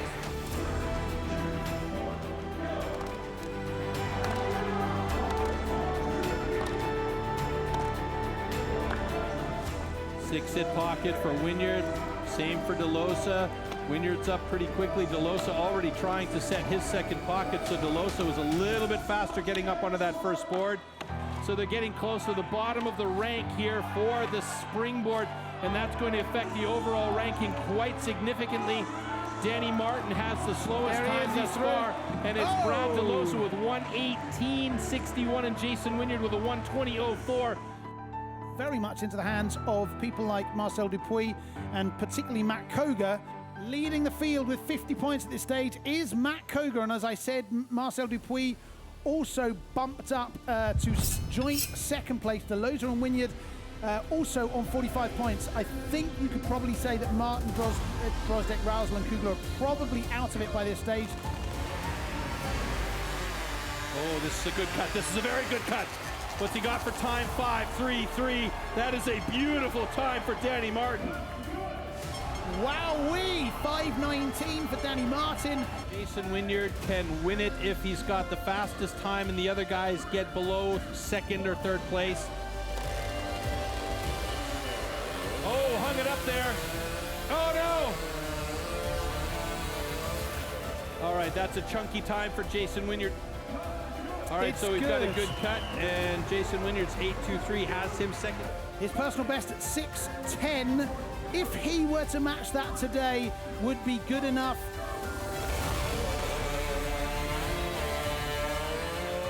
Oh, he's straight Massive, through all three. Massive second cookie, a 5:77 personal best. One thing is clear, Jason Wynyard will not get the Big Ten this year. Right now, Marcel Dupuis getting ready to drop his 3 cookies. Good start. Heavy swing. It might be a good time for Marcel Dupuis. 5.92. 5.92. 5.9 of a second down on the fastest in this round. Better than 5.78 seconds. That's the number we all need to watch for. Good start. The saw's running clean. First cookie looks good. Second one looks good. Third one looks good. Oh, 6:07. So close. The time is 4th place. The cut is good, and the time... 6:06 is the adjustment. That means he's 4th fastest in the discipline. That means he's got 59 points to Brad DeLosa's 60.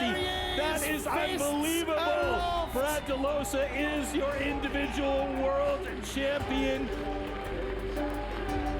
I don't know about calm. It was a pretty tough day in the office out there. You know, I didn't mess the springboard up quite badly, which put myself under a lot of pressure. But yeah, look, I'd just like to thank, you know, STIHL Lieber and Ford for a great sponsorship. You know, they put on a great event here and something I'm very proud to win, and congratulate all the other competitors, you know, Matt and Marseille for their medals, and all the other guys that put on a great show, you know. So it's always great to get out here and compete against the best.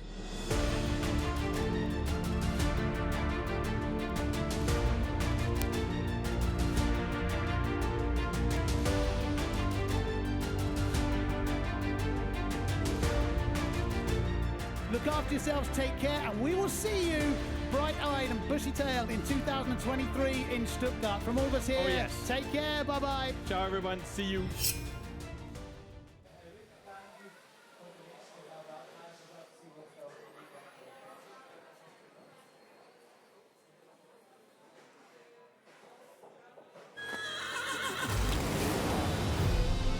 There's still some wild out there. But to look for it, you need something that can look adventure in the eye. Something built wild. You need a Bronco. All right, folks, next discipline coming up is the springboard. Let's look at that and see what it's all about. Springboard. Springboard simulates the traditional way of felling trees, climbing up over thick roots. First, notches known as pockets are chopped into the log. 2 springboards are then anchored into these pockets. The athlete then climbs up to chop through a 27-centimeter thick block of wood in the fastest time possible. All right, just lazing on my desk here. Springboard, heat number 1, Robin Haas going up against Thomas Gerber. Heat number 2, David Bierer against Christoph Geisler.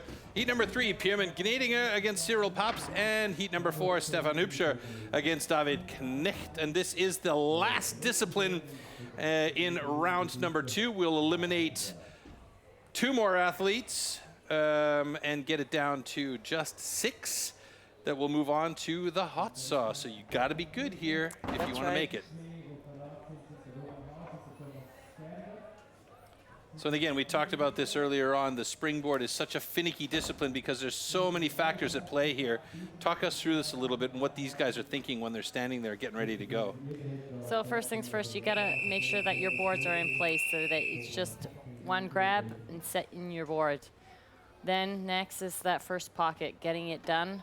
Doesn't have to hold that much, but it has to still set. You want to get up on that board. So there's definitely a lot of athletes here that can do the 4 hit pockets, so we'll see what they got. 3, 2, 1, go!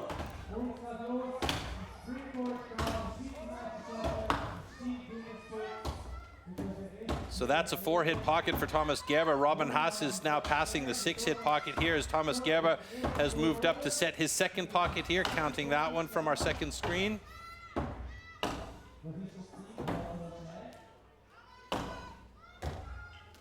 Five hits for that 2nd pocket for Thomas Gerber as he sets his 2nd board. Robin Haas is now on his 1st board, trying to get his 2nd pocket set.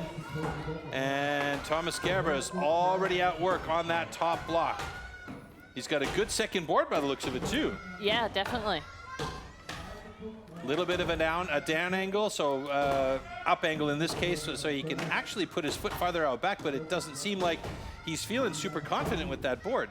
Maybe he doesn't need it. It's always the preference of the athlete, but he does look a little scrunched up there, pretty close to his block. Yeah, I would figure that you'd want to have more power going to it, but it seems to have worked for him as he switches to the backside on that awkward angle, I like to call it. And there he goes. He's dropped it in 1:13.45. Robin Haas is now up onto his 2nd board. He may be in a bit of trouble. He's got 2 minutes and 30 seconds in order to get that block off the top before he gets DQ'd for exceeding the time limit. So he does have a minute to do it now, and it can be done, but it's put him a little bit behind the 8 ball here. So his best time is 2:03, so he's still in his limits, I think. Oh, he's getting some nice chips coming off of that block, though.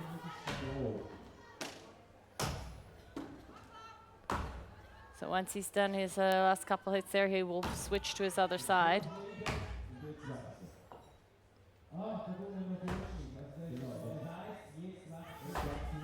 Time is running away on him, and I'm sure that's on his mind, but he's not paying attention to the clock. He just wants to get through this block in under 2 minutes and 30 seconds here.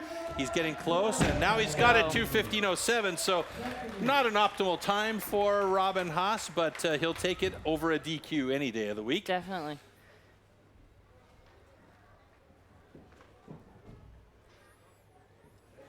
All right, so there we have our first 2 times locked and loaded. Thomas Gerber with the time to beat at the moment, 1:13.18. Robin Haas in 2nd place with 2:14.65. And let's not forget, too, we're dealing with springboards that are 2 meters above the ground, and these guys are chopping a block down with an incredibly dangerous, sharp instrument. You want to have the confidence up there on those boards.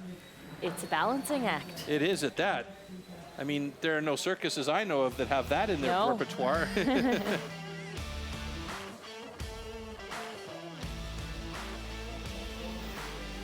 You could see there in the replay, Thomas setting his board quite quickly. 5 hits to get that pocket cleaned. So if I'm correct, he's got the national record still for the springboard. So he is one of those that he knows what's going on. He can get it done just today. Yeah, he's got the experience and the pedigree to really do it. Sometimes the wood behaves, sometimes it doesn't. That's right. I think it's safe to say we've got no melons here today, right? Wow. We've only got 1 heat done. We've still got 3 more to go. Yeah. So.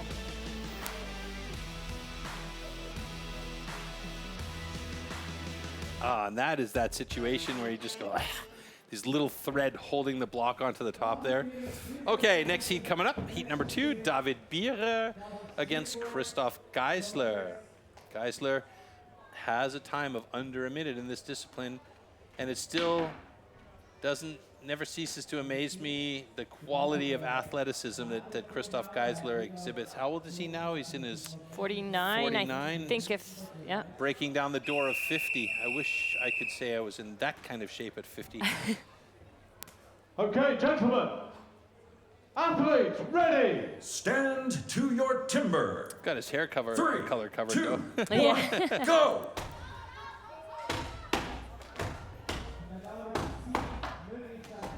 Christoph with a 4-hit pocket. That's a solid look for him right away. David Bierer up there, though. I think that was 5 hits for David getting up onto that first board. Both of them struggling with the axe on that second pocket set. So Davies is slanting down a little bit, but that doesn't matter. It's his first board. The second one is the one that counts. So that's a 6-hit pocket for Christoph on number 2. David Bierer already up on his second board. It's sagging a little bit, so that front foot is real close to the stand as he starts to work on the top block. Christoph Geisler, meanwhile, has a better board, and now he can get to work on that top block.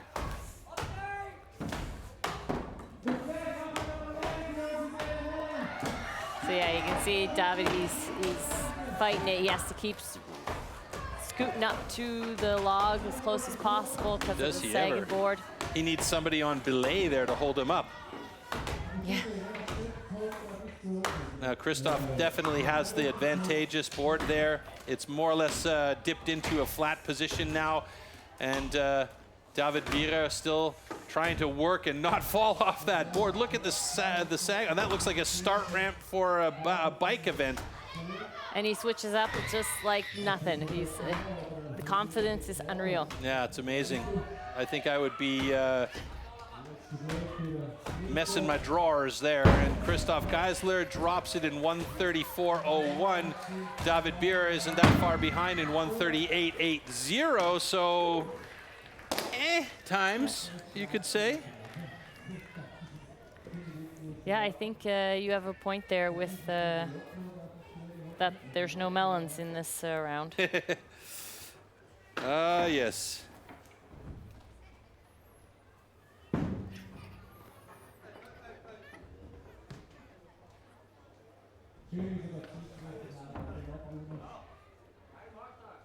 Okay, congratulations. Both cuts are good.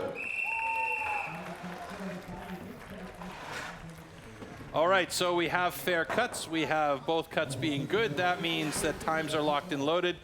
Thomas Gerber still on top of the 113.18. Christoph Geisler with a 133.03 slips into second. David Bierer with a 138.39 is in third. And Robin Haas with his 214.65 is holding on to fourth as we look at the slow-mos here.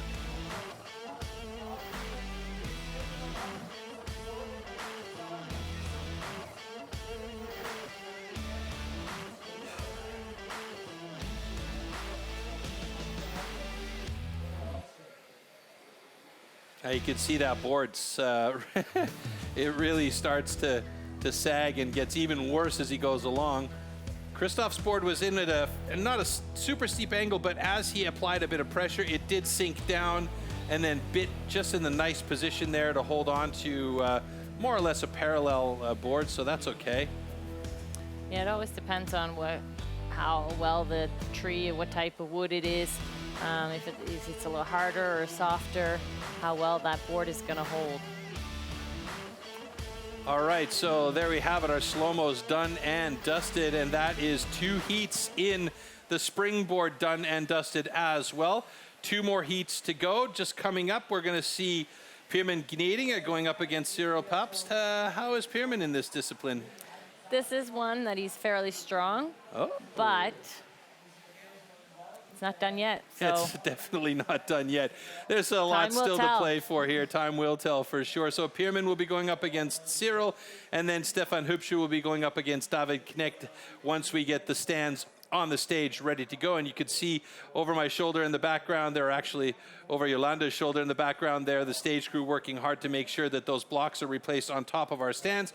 In the meantime, let's take a look at the kind of atmosphere we can expect from the World Championship coming up in November, hoping that it's going to be even a portion of like what we've seen in the past in 2019 from the Czech Republic.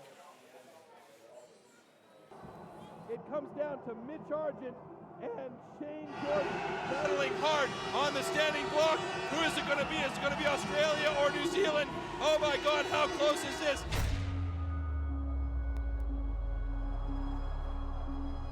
And it's Australia! The atmosphere last night in the team's relay was unreal. That is their title of Team World Champion 2 years in a row. Oh, definitely. It'd be the noisiest crowd I've competed against. Shane Jordan's already over there. Yeah, I'm actually kind of getting goosebumps thinking about it right now. The crowds here, they were just erupting. You feel the energy of the crowd. My goodness, what a great comeback from Belgium with a time of 1. The crowd was absolutely electric. And it was so much noise and support. Ja, doch, das pusht schon rum und mein Fanclub ist auch da. Very passionate about their country and, yeah, the competitors. Yeah, it feels super. Oh my goodness, look at this. It's pretty awesome to compete in front of a crowd like this. But he's not giving up. He's looking good. Like such an adrenaline rush. It's an amazing feeling.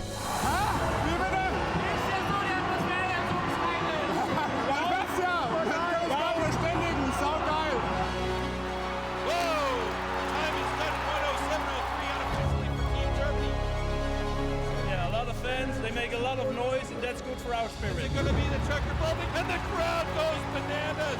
It's absolutely extrem hier. Man hört's.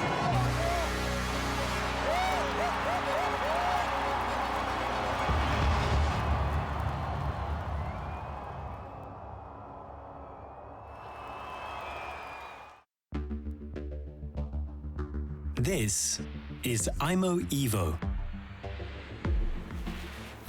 Cuts perfectly and looks after your lawn for you.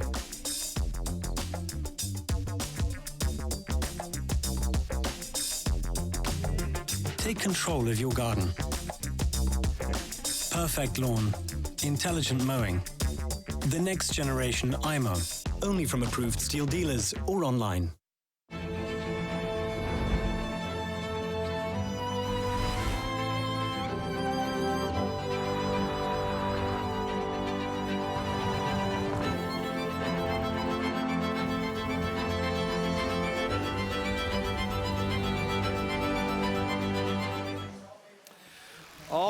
So springboard heat number 3, Pierman Gnedinger and Cyril Papst is ready to go. I see the boards out there on deck. The stands seem to be all ready. There's one last stand that's getting the last couple of long drivers put in there to make sure that they're held in position up top, and the staff will clear out. So the question is Pierman going to play up today? I hope so. I hope so too, but look at those personal bests. They're so even that whoever's in better form today will take the win in this event. Well, in this round. It's all looking very interesting in the overall standings as well. Now, even with a DQ in the stock saw, Christoph Geisler has won 3 of 4 events so far. Sitting in 3rd place in the springboard, has him on top of the overall standings. Now, Pierman did have the #1 spot in the overall standings prior to the springboard, so he has an opportunity here to jump up there. Thomas Gerber also competed in the springboard, and he is currently sitting in 2nd place. I should say Christoph Geisler has 50 points, Thomas Gerber 42.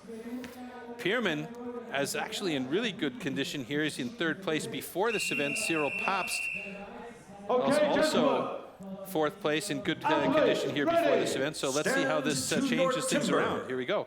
3, 2, 1, go!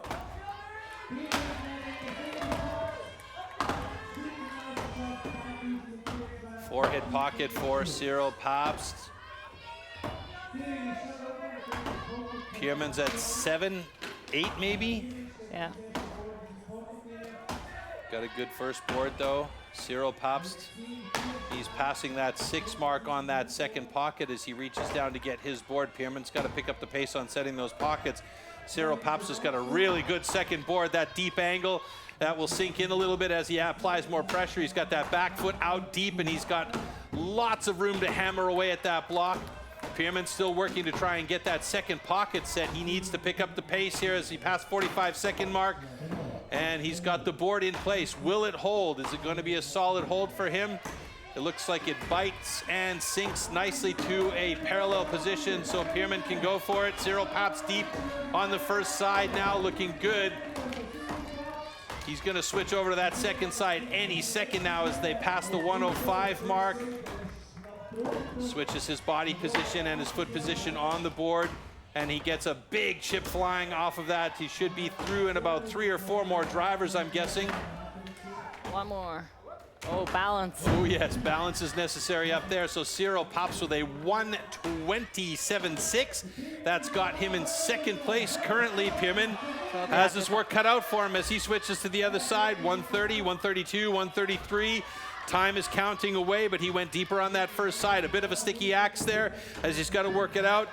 2 more here, 3 more maybe. Come on, Pierman, you can get it.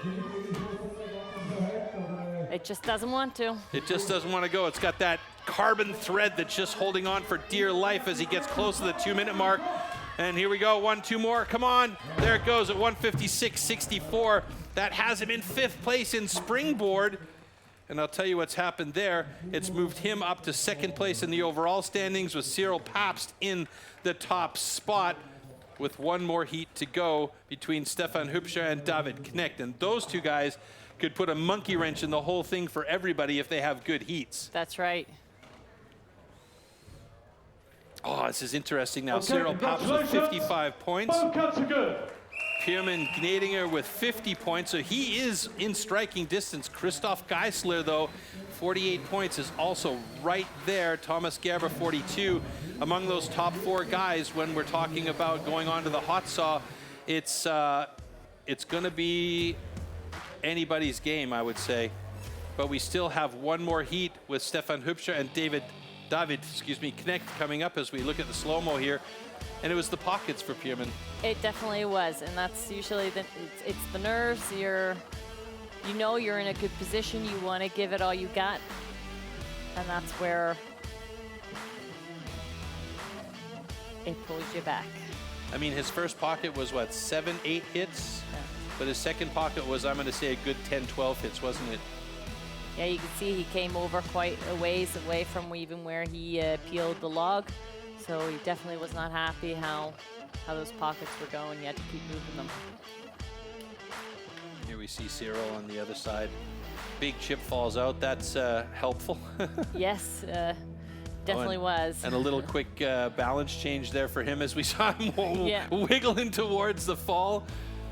But managed to keep it together. And that has him in top position. So he's consistent from yesterday till today and staying in the mix. And the last heat coming up between Stefan Hübscher and David Knecht. David's been busy in the audience today. I see him go on stage, do his thing, then he's out in the audience with family and friends, and then back on stage, does his thing, comes out and visits the people in the audience. It's a proper social butterfly today. He sure is.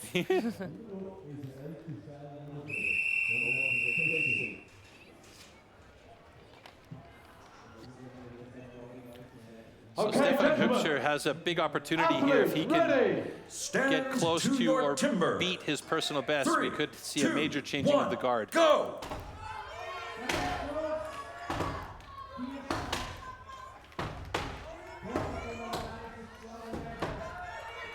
So that's 6 hits for David Knecht. That's 8 hits for Stefan Hübscher. David Knecht setting his second pocket. Now Hübscher working on his second pocket. I didn't count the number of hits for Knecht on that one, but I think we were looking at 5-6. Yeah. And that was 6 hits definitely for Hübscher on that second pocket. It's a pretty deep one, but he didn't get the board where he really wanted it, but he is up now and working. Oh, but he's got some serious sag. He needs to fix that. Yeah, so he did his first hit. For his first bottom hit there was too far down. He has to make it even a little bit deeper because it'll break out. David Knecht up on his board. It looks like it's pretty good, pretty flat. Any sag there is going to cause a little bit of headspace though. And now Hübscher is getting up on his board, but the two of these guys are both struggling with those second David went pockets. back down. He went back down to reset that pocket. Now Hübscher is up on top. He's well past his personal best time.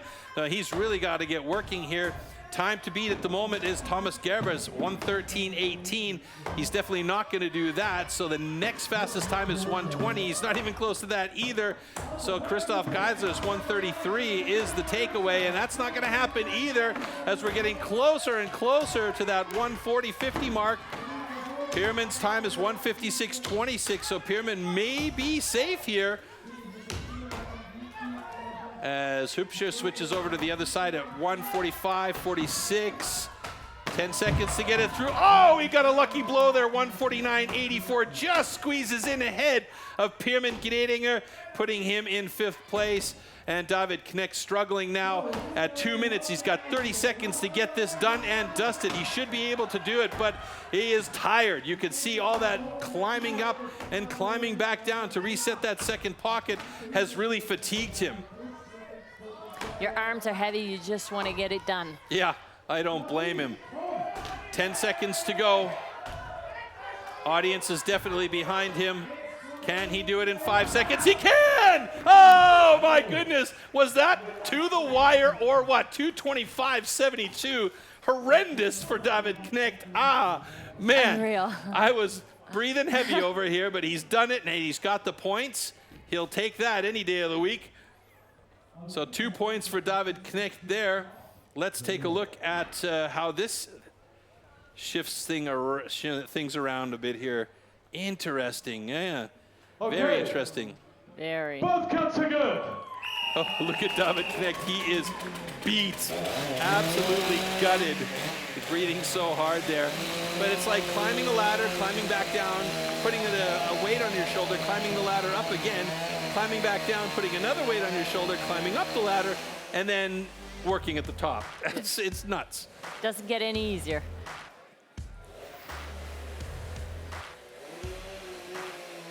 All right. He's got a good first board there. Yeah, if he could have had that as a second board a little bit earlier, he would have been in really good shape. Coulda, shoulda, woulda. Always the same. There's a little bit of a situation there also for Stefan Hübscher. Yeah. As we saw his board sag drastically, and he was like, nope, don't like that, going back down to fix it. After the repairs, though, looked good. Oh, you could see the fatigue on David's face there up top. He was just trying to get every bit of oxygen. It's thin up that high. It is.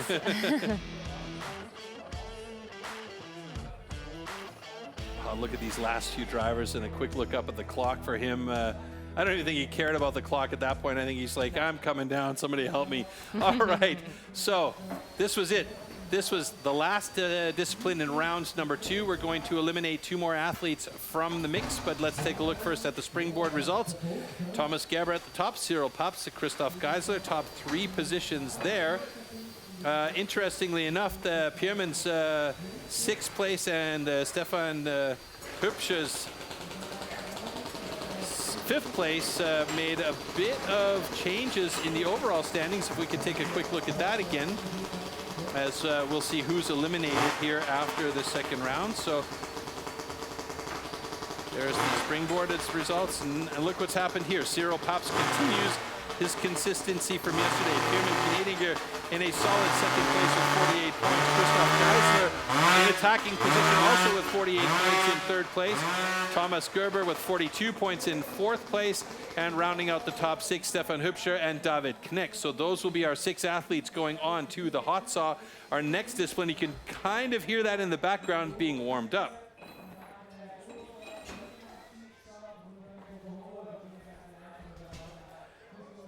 All right, so it's come down to our last discipline, our last 6 athletes moving on to the hot saw. And they call this the maker or breaker discipline. I tend to disagree a little bit because once you're in the discipline, you still have a chance to gain some points.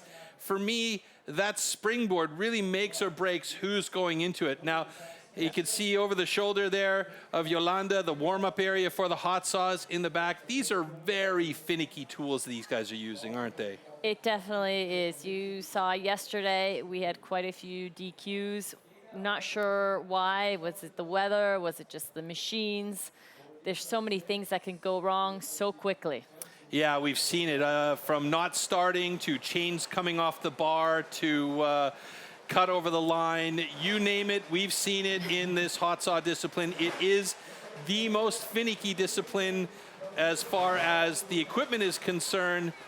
Unlike the finicky discipline of the springboard where it's about the athlete, this one's about the machinery. That's right. And these guys have 15 centimeters, correct me if I'm wrong, to cut 3 cookies off of a 46 centimeter block.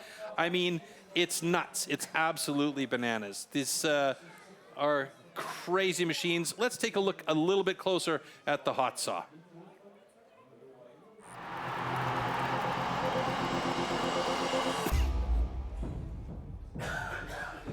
These custom, handmade, race-tuned machines are built for maximum power and precision and to cut the wood as fast as possible in a competition. They are built with a 60 to 80 horsepower single-cylinder 2-stroke engine, often taken from a snowmobile or high-powered motorbike. The hot saw can weigh up to 30 kilograms and its chain rotates at over 250 kilometers an hour. The cost of a competition hot saw used in STIHL Timbersports is upward of 6,000 euros. Hot saw.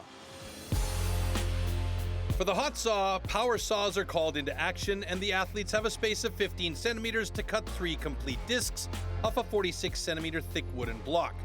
Jumping the start or cutting over the line will result in a disqualification.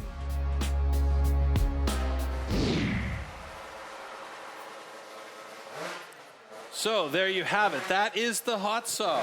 That is the beast that you're going to hear deafen everybody. You'll hear it in the background now a little bit. We saw some pictures of the hot saws warming up. There is a reason why they do call this the maker or the breaker, because it all really does come down to this discipline right now. 6 athletes will go into the stage and 3 heats with the hot saw, with Lexan shields between them and behind them, as I say, basically bulletproof glass on both sides of them to make sure that nothing is flying out to the audience or to the other athlete. It is a banana piece of equipment. I think we kind of need to take a look at why they call this the maker or the breaker discipline.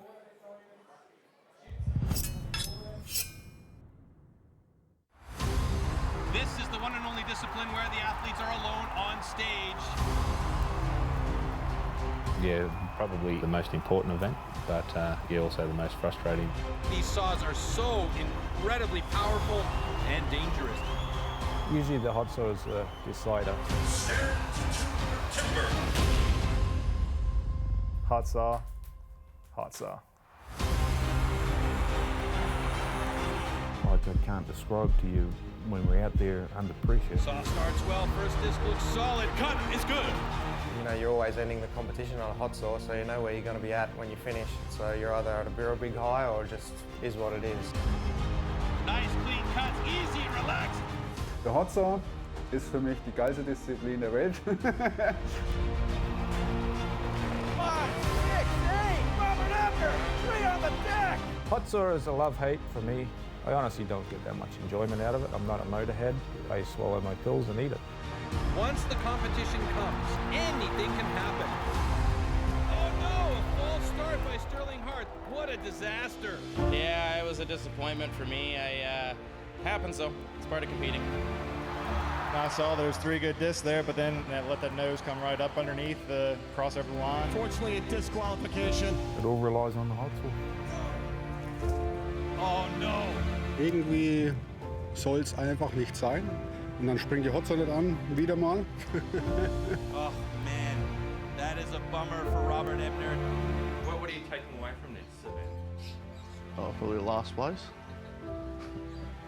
I don't know, headache. Yeah, shit hot saw. What else do you want?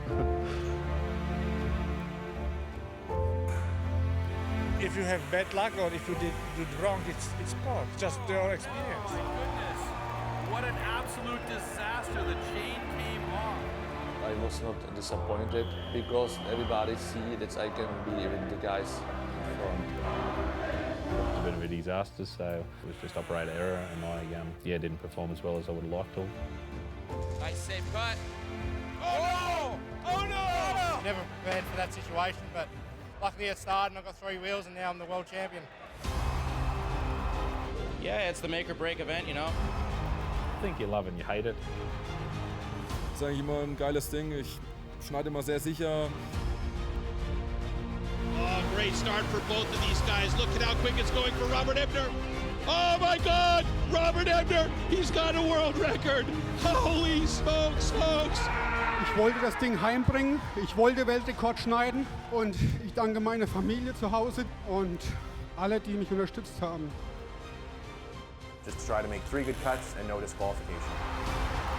The hot saw is where it's all one, so that's the best event.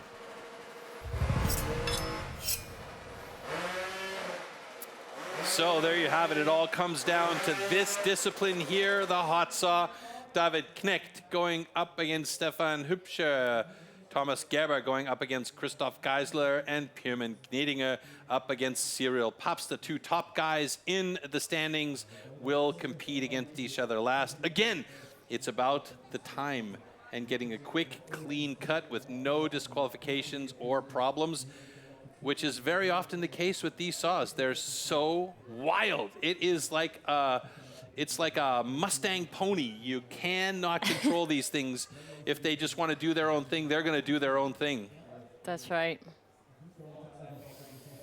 All right, so there we have our first 2 competitors. So we'll bring them out onto the stage shortly, David Knecht and Stefan Hübscher. These fine-tuned saws can do one of many things. They cannot start. Then you have to rewrap the cord and try and restart it again. That takes a lot of time. They can stall mid-cut. It doesn't happen very often, but it has been known to happen. Then you have to rewrap the cord and start it again, which takes a long time. Worst case scenario is a chain comes off during a transition, and then you're really pooched. Yeah? There's no real chance to get that chain back on because the chain is hot. You need the equipment. It's pretty much a done deal. Yeah, we saw it in the maker or breaker clip when Martin, his chain came off. He tried to replace it, but by the time you get all the equipment out there that you need, you're past your time limit anyway. So the reality of the situation is if the chain is off, you're done and dusted. But again, we don't wish that on anybody, and we don't want to see any of those things happen. We want to see all 6 guys have 3 clean cookies on the deck and times locked in, because that makes the competition that's much more fun. It's like what you said, competing against women that are of equal or better quality. Gentlemen. You have to work. You have to really put in the effort, and it makes it more fun. That's right. Warm up your saws.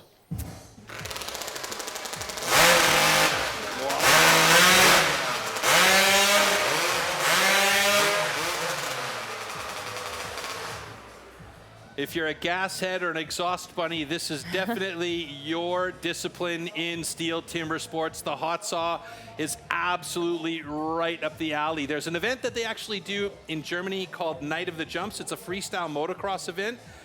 And a couple of the guys took their hot saws to the freestyle motocross event and did a demo, and the people that are normally freaking out over guys doing backflips on motorcycles were freaking out because these guys were running these hot saws and cutting wood with them at the demo. So, I mean, if you're a gas head, you just fit right in here.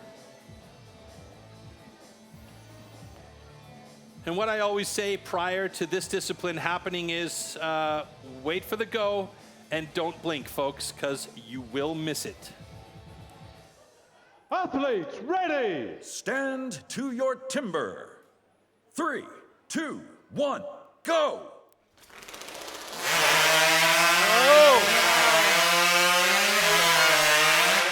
David connects 666. Stefan Hübscher.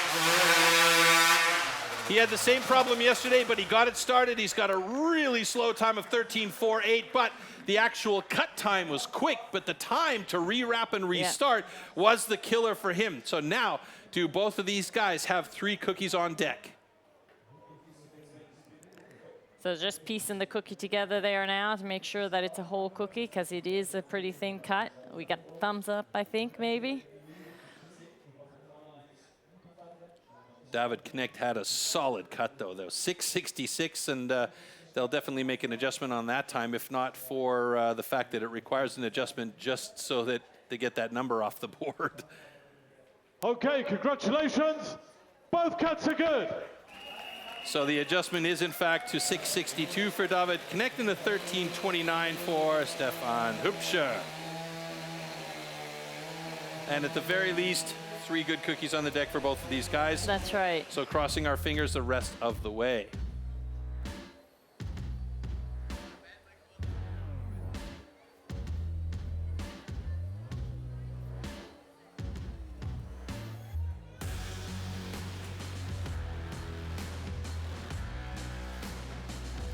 Recently, the world record in this discipline was broken by Adam Lethko at the pro semifinals.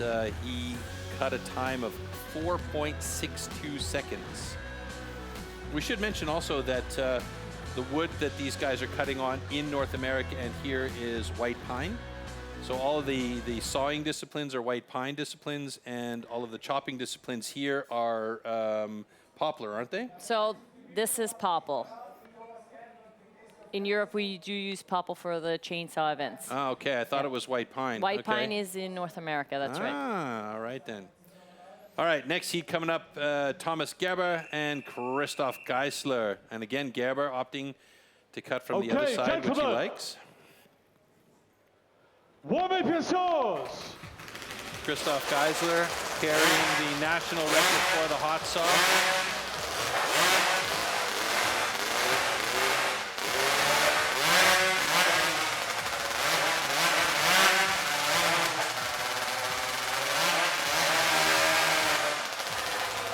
Always makes me nervous to watch that one side view at the bar when the chain's lifting away from the bar. And I'm thinking, is that chain tight enough? Needs a little bit of play. 30 seconds. Not too much, but a little bit. Thomas Gerber opting to run that saw a little bit longer. He obviously knows it well enough to make sure that he's got that saw at just the right temperature. So you can see the safety hook that they're putting on. That means that once they pull on that saw and let go of the handle, it doesn't go flying into the other athlete or to the public. Athletes, ready. Stand Here we to go. your timber. Heat number 2, folks. 3, 2, 1, go.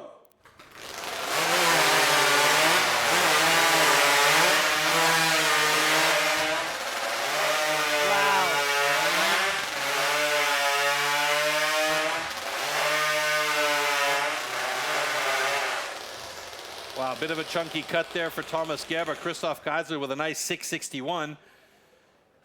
So that puts him atop the rankings in hot saw.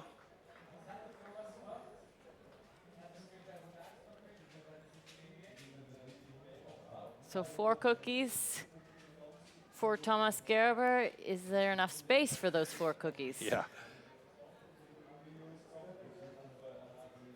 Okay, congratulations. Both cuts are good. Oh, he's going to be happy with that.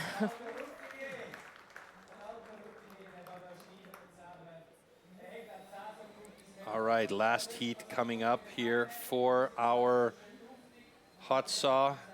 We'll take a look back at the highlights here of this, or the slow-mo of this last heat.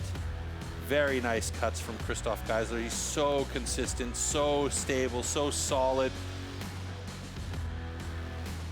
Fantastic run. I don't know what happened with Thomas Gerber there. He had a cutout or something, but he had to cut 4 cookies in order to get 3 complete cookies on the deck. Yeah, he had almost a cutout, and then he went back and recut that cookie. That's a, yes, there it is. Oh, there. It's not even almost, So he had, it's definitely he had 2 cutouts, because he reset there. Because he would have had a second one. So he lost so much time. And he needed to really be careful in order to just get the points.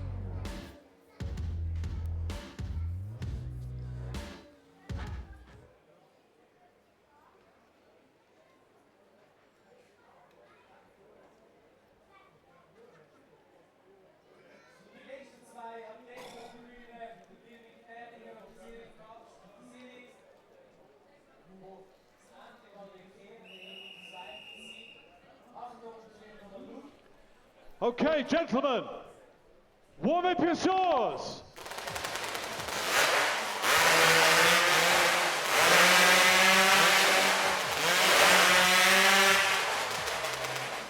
All right, these are the last 2 guys that can do any damage at all. I hate to break it to you, but Pierman's got to have a killer run here if he wants to take over the top spot. Absolutely needs to motor through that in the fastest time he's ever done. Cyril Pap's best time, 6:31. Pierman's best time, 7:61. Crossing my fingers for both of these guys. Who's it going to be today? Is it going to be Christoph Geisler once again, or will Cyril Pabst take over the top spot? He's definitely got a possibility. He only needs to get 2nd place. In this discipline, I mean.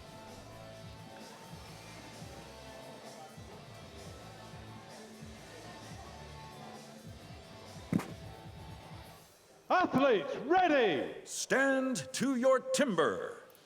3, 2, 1, go!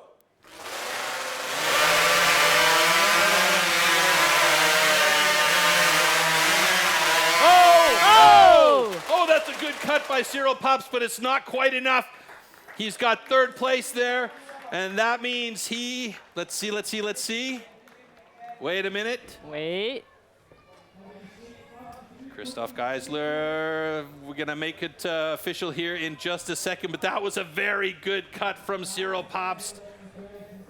12 points in 3rd place should be enough. Both cuts are good. It is! That means Cyril Pabst is going to win this one today. Christoph Geisler in 2nd place by one single point. And Pierman Gnedinger is on the podium in 3rd place with 57 points. What a fantastic run for these guys. And Cyril Pabst has maintained his consistency throughout the day. Absolutely fantastic. So we'll clear up the stage here. We'll bring the guys all back up as the wind starts to pick up. The rain starts to fall a little bit here. Perfect timing for our weather goddesses. Look at this cut here from Cyril Pabst. It was a little bit slower than anticipated, but it was still a very good cut, and it was enough to get him 12 points, which is all he needed to be just ahead. Now this is also a very nice 2nd cut from Pierman Gnedinger. His 3rd cut was solid and thin. 3 cookies on the deck. Pierman with the 4th fastest time with an 8:73, and that had enough for him to be on the podium in the silver medal position. Let's take a look here at the hot saw results. Geisler in the top spot with the fastest time, 6:45. Knecht in the 2nd fastest time with 6:62. And then Cyril Pabst in the 3rd fastest time with a 7:08. And when we look at the overall standings here, watch how this changes. Pabst back up on top Geisler in second place. Consistent he was, but Pops was just a little bit better.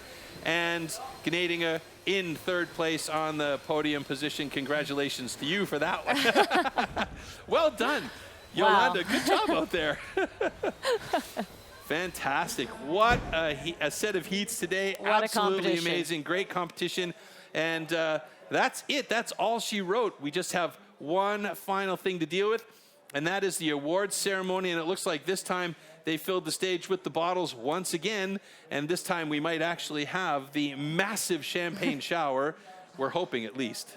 Before the big shower comes here. Yeah. Weather has taken a turn, I think. Yeah, the wind is blowing. It's picking up its pace a little bit. It wants us off its land fairly quickly by the looks of it. But ladies and gentlemen, we did see a fantastic competition here at the Swiss Pro Championship. Absolutely fantastic. STIHL Timbersports once again never fails or never ceases to amaze with the level of athleticism. We saw it earlier on today with the Newcomer Cup, and we saw it just now in our pro competition. And we'll bring out all 12 of our athletes onto the stage for our awards ceremony.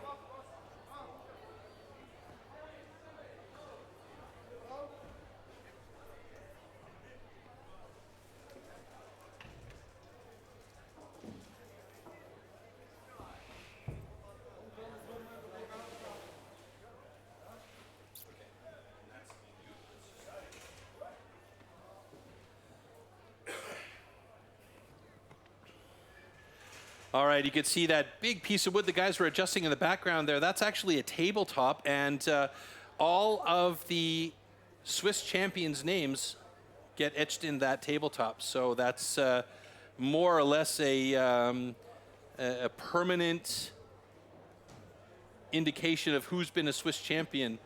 So that's kind of awesome, actually. Now that is a trophy. That is a trophy, isn't it?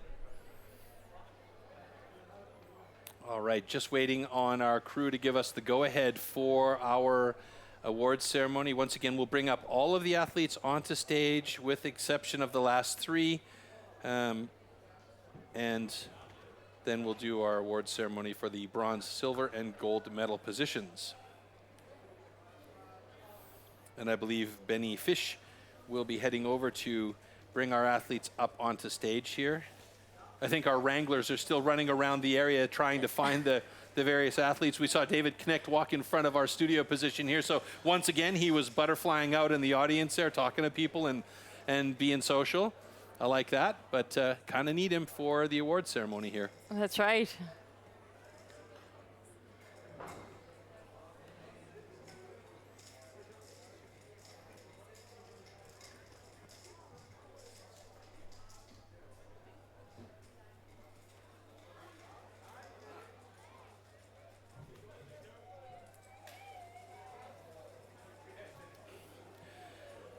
All right, so it looks like we've got the go-ahead, and we will start to bring our athletes up on stage.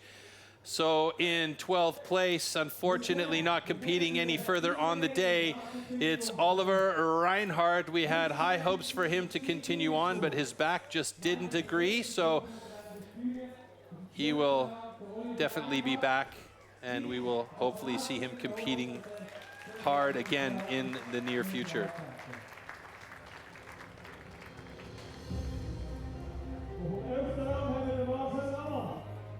Okay, no, I guess no Olli Reinhardt, so we're going to be bringing up Marcel Amann onto the stage in 11th place. In 10th place, Severin Bühler. 9th place belongs to Martin Berwiat. 8th place, that belongs to Robin Haas. 7th place. Here comes Robin Haas now. I'm a little bit ahead of the game. 7th place, David Bierer.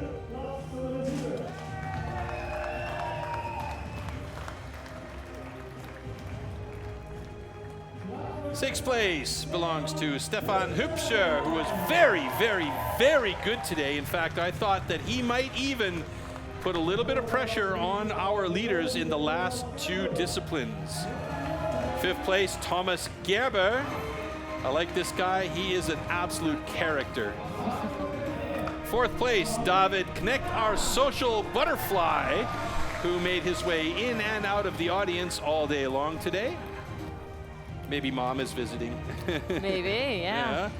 All right, ladies and gentlemen, now it is time to introduce our top 3 athletes.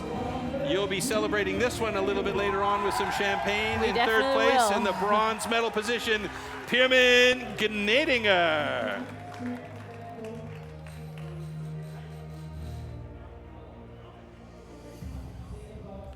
That's a good day for him today, for sure. It definitely was, but it's that 3rd place that he just can't get past. Always a bridesmaid, never a bride. He'll get there. Bronze medalist, Swiss Pro Championship 2023, PM Gnedinger. All right, next up, in 2nd place, the silver medalist, and always in the mix, it is the granddaddy caddy himself, Christoph Geisler. Unbelievable.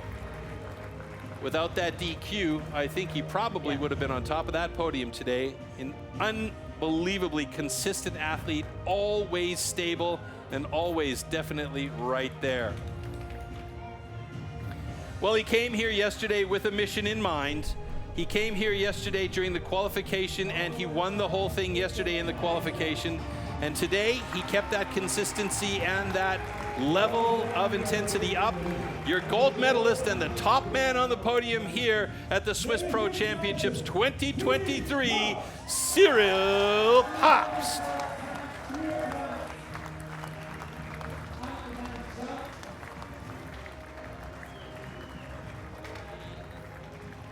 He was so good.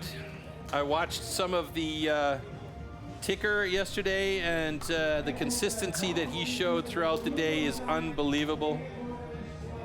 2nd place in the underhand chop. Stock saw he wasn't so great in. 3rd place in the standing block chop. 2nd place in single box. 2nd place in springboard.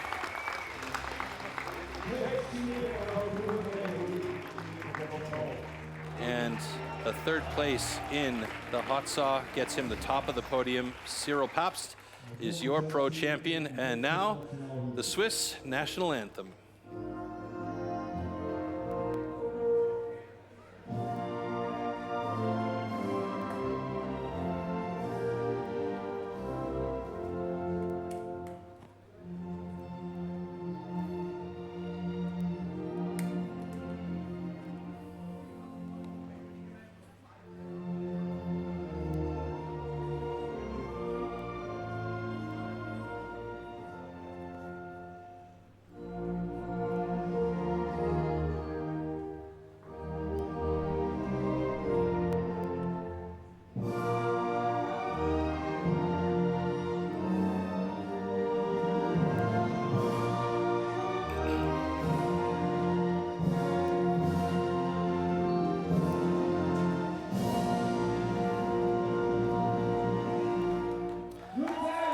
So this is the first time, I think, in a long time I've seen that many bottles of champagne on the stage.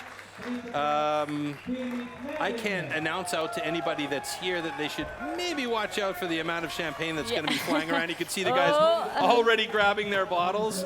Stefan Hübscher getting into the play right away. And here we go, the champagne shower. Absolute finest moment for these guys. Everybody gets a bottle. That's a little bit of an anemic champagne shower, quite honestly. I was expecting a lot more drama. Me too. Oh, goodness. Yeah, I mean, I gotta be quite honest with you. That's about the most disappointing champagne shower I've seen in my life. Guys, come on. There's 12 bottles up there. You can't soak each other a little bit better than that? Unbelievable. I think they wanted a little more to drink. Maybe, yeah. What a day. Yolanda, fantastic. Unreal. The action was fantastic on stage today. But there is a lot more action to come. There's a few bits of things that we have to take care of. First of all, after this event, the European ranking changes around a little bit. So let's have a look at that. And remember, the top 8 athletes from the European ranking qualify for the World Championship. Let's have a look. So Koen Martens, Mika Dubicki, Redmar Knoll, Emil Hansen, Pierre Puy-Barré, Cyril Papst, 6th here, so that's a good position for him to be in because there are 2 more national events before the end of the season. Glenn Penliken and Vebjorn Sonsteby at the moment in the mix. Unfortunately, we won't be seeing Alessandro Ciapponi or Gavin Thompson competing because they're outside of the top 8. But let's see what happens after the next 3, I should be saying, correcting myself. The next 3 events, we've got Austria, Germany, and the Czech Republic also coming up in the next 3 weeks. So the European ranking as it stands right now, Cyril Pabst is sitting in good position to be seen at the World Championships. Now, there's a couple of other events on live stream before that happens. Let's take a look at when those are. And if you're interested in looking back at the video on demand of previous events, you can also check that as well. The Austrian Pro Championship coming up in Seefeld, Austria on the 2nd of September. And then on the 3rd of September, we have the Nations Rookie Cup and the Nations Pro Cup. They mix together the points to see what nation is atop the ranking European-wide. And then on the 3rd and 4th of November, the Team World Championships in Stuttgart and the Individual World Championships in Stuttgart, respectively. So a lot of exciting action still to come. And boy, I'm excited about the rest of this season. It's not that much longer, but there's still a ton of stuff happening. Jolanda Gnadinger by my side today. Thank you very much. It's been a pleasure. Thank you for having me. And guys, I hope you enjoyed the show out here. For Jolanda, I'm Troy saying bye-bye till next time, and we'll see you in 1 week's time coming to you from Austria.